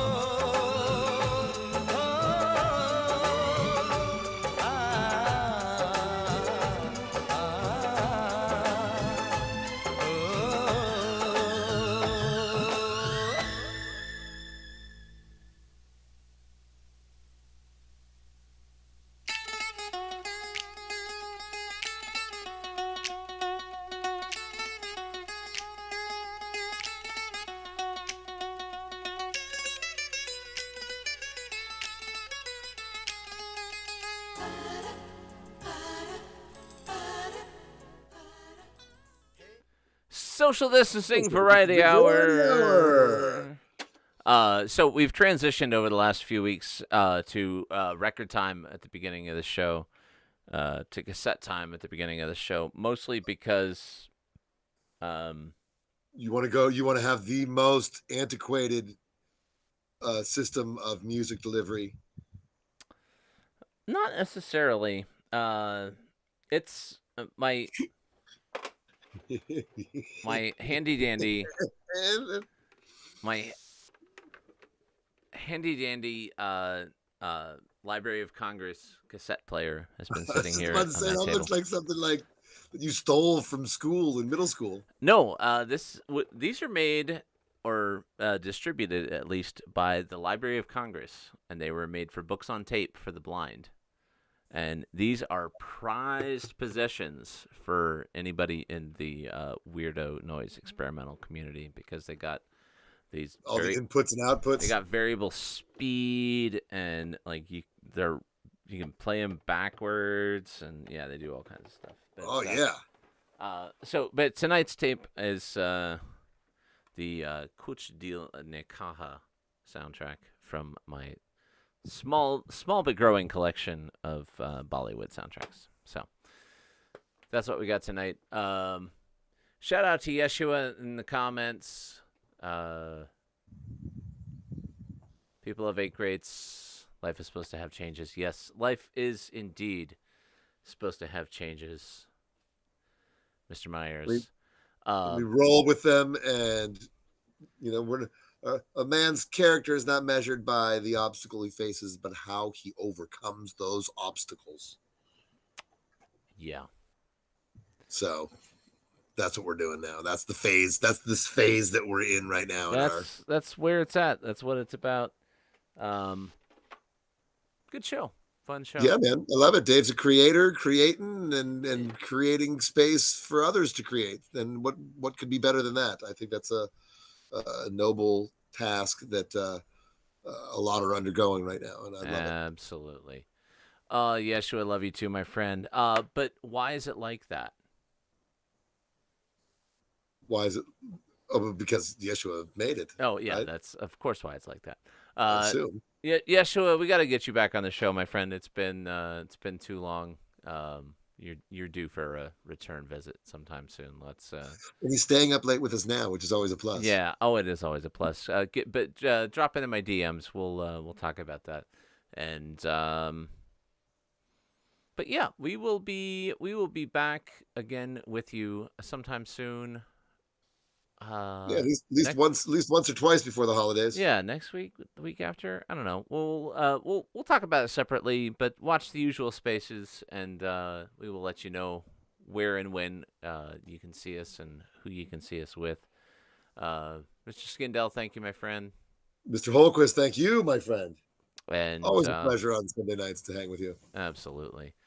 Everybody have a good night. Wash your hands. Get your boosters. All of that good stuff. Take care of yourselves. Take care of each other. Love you. Bye.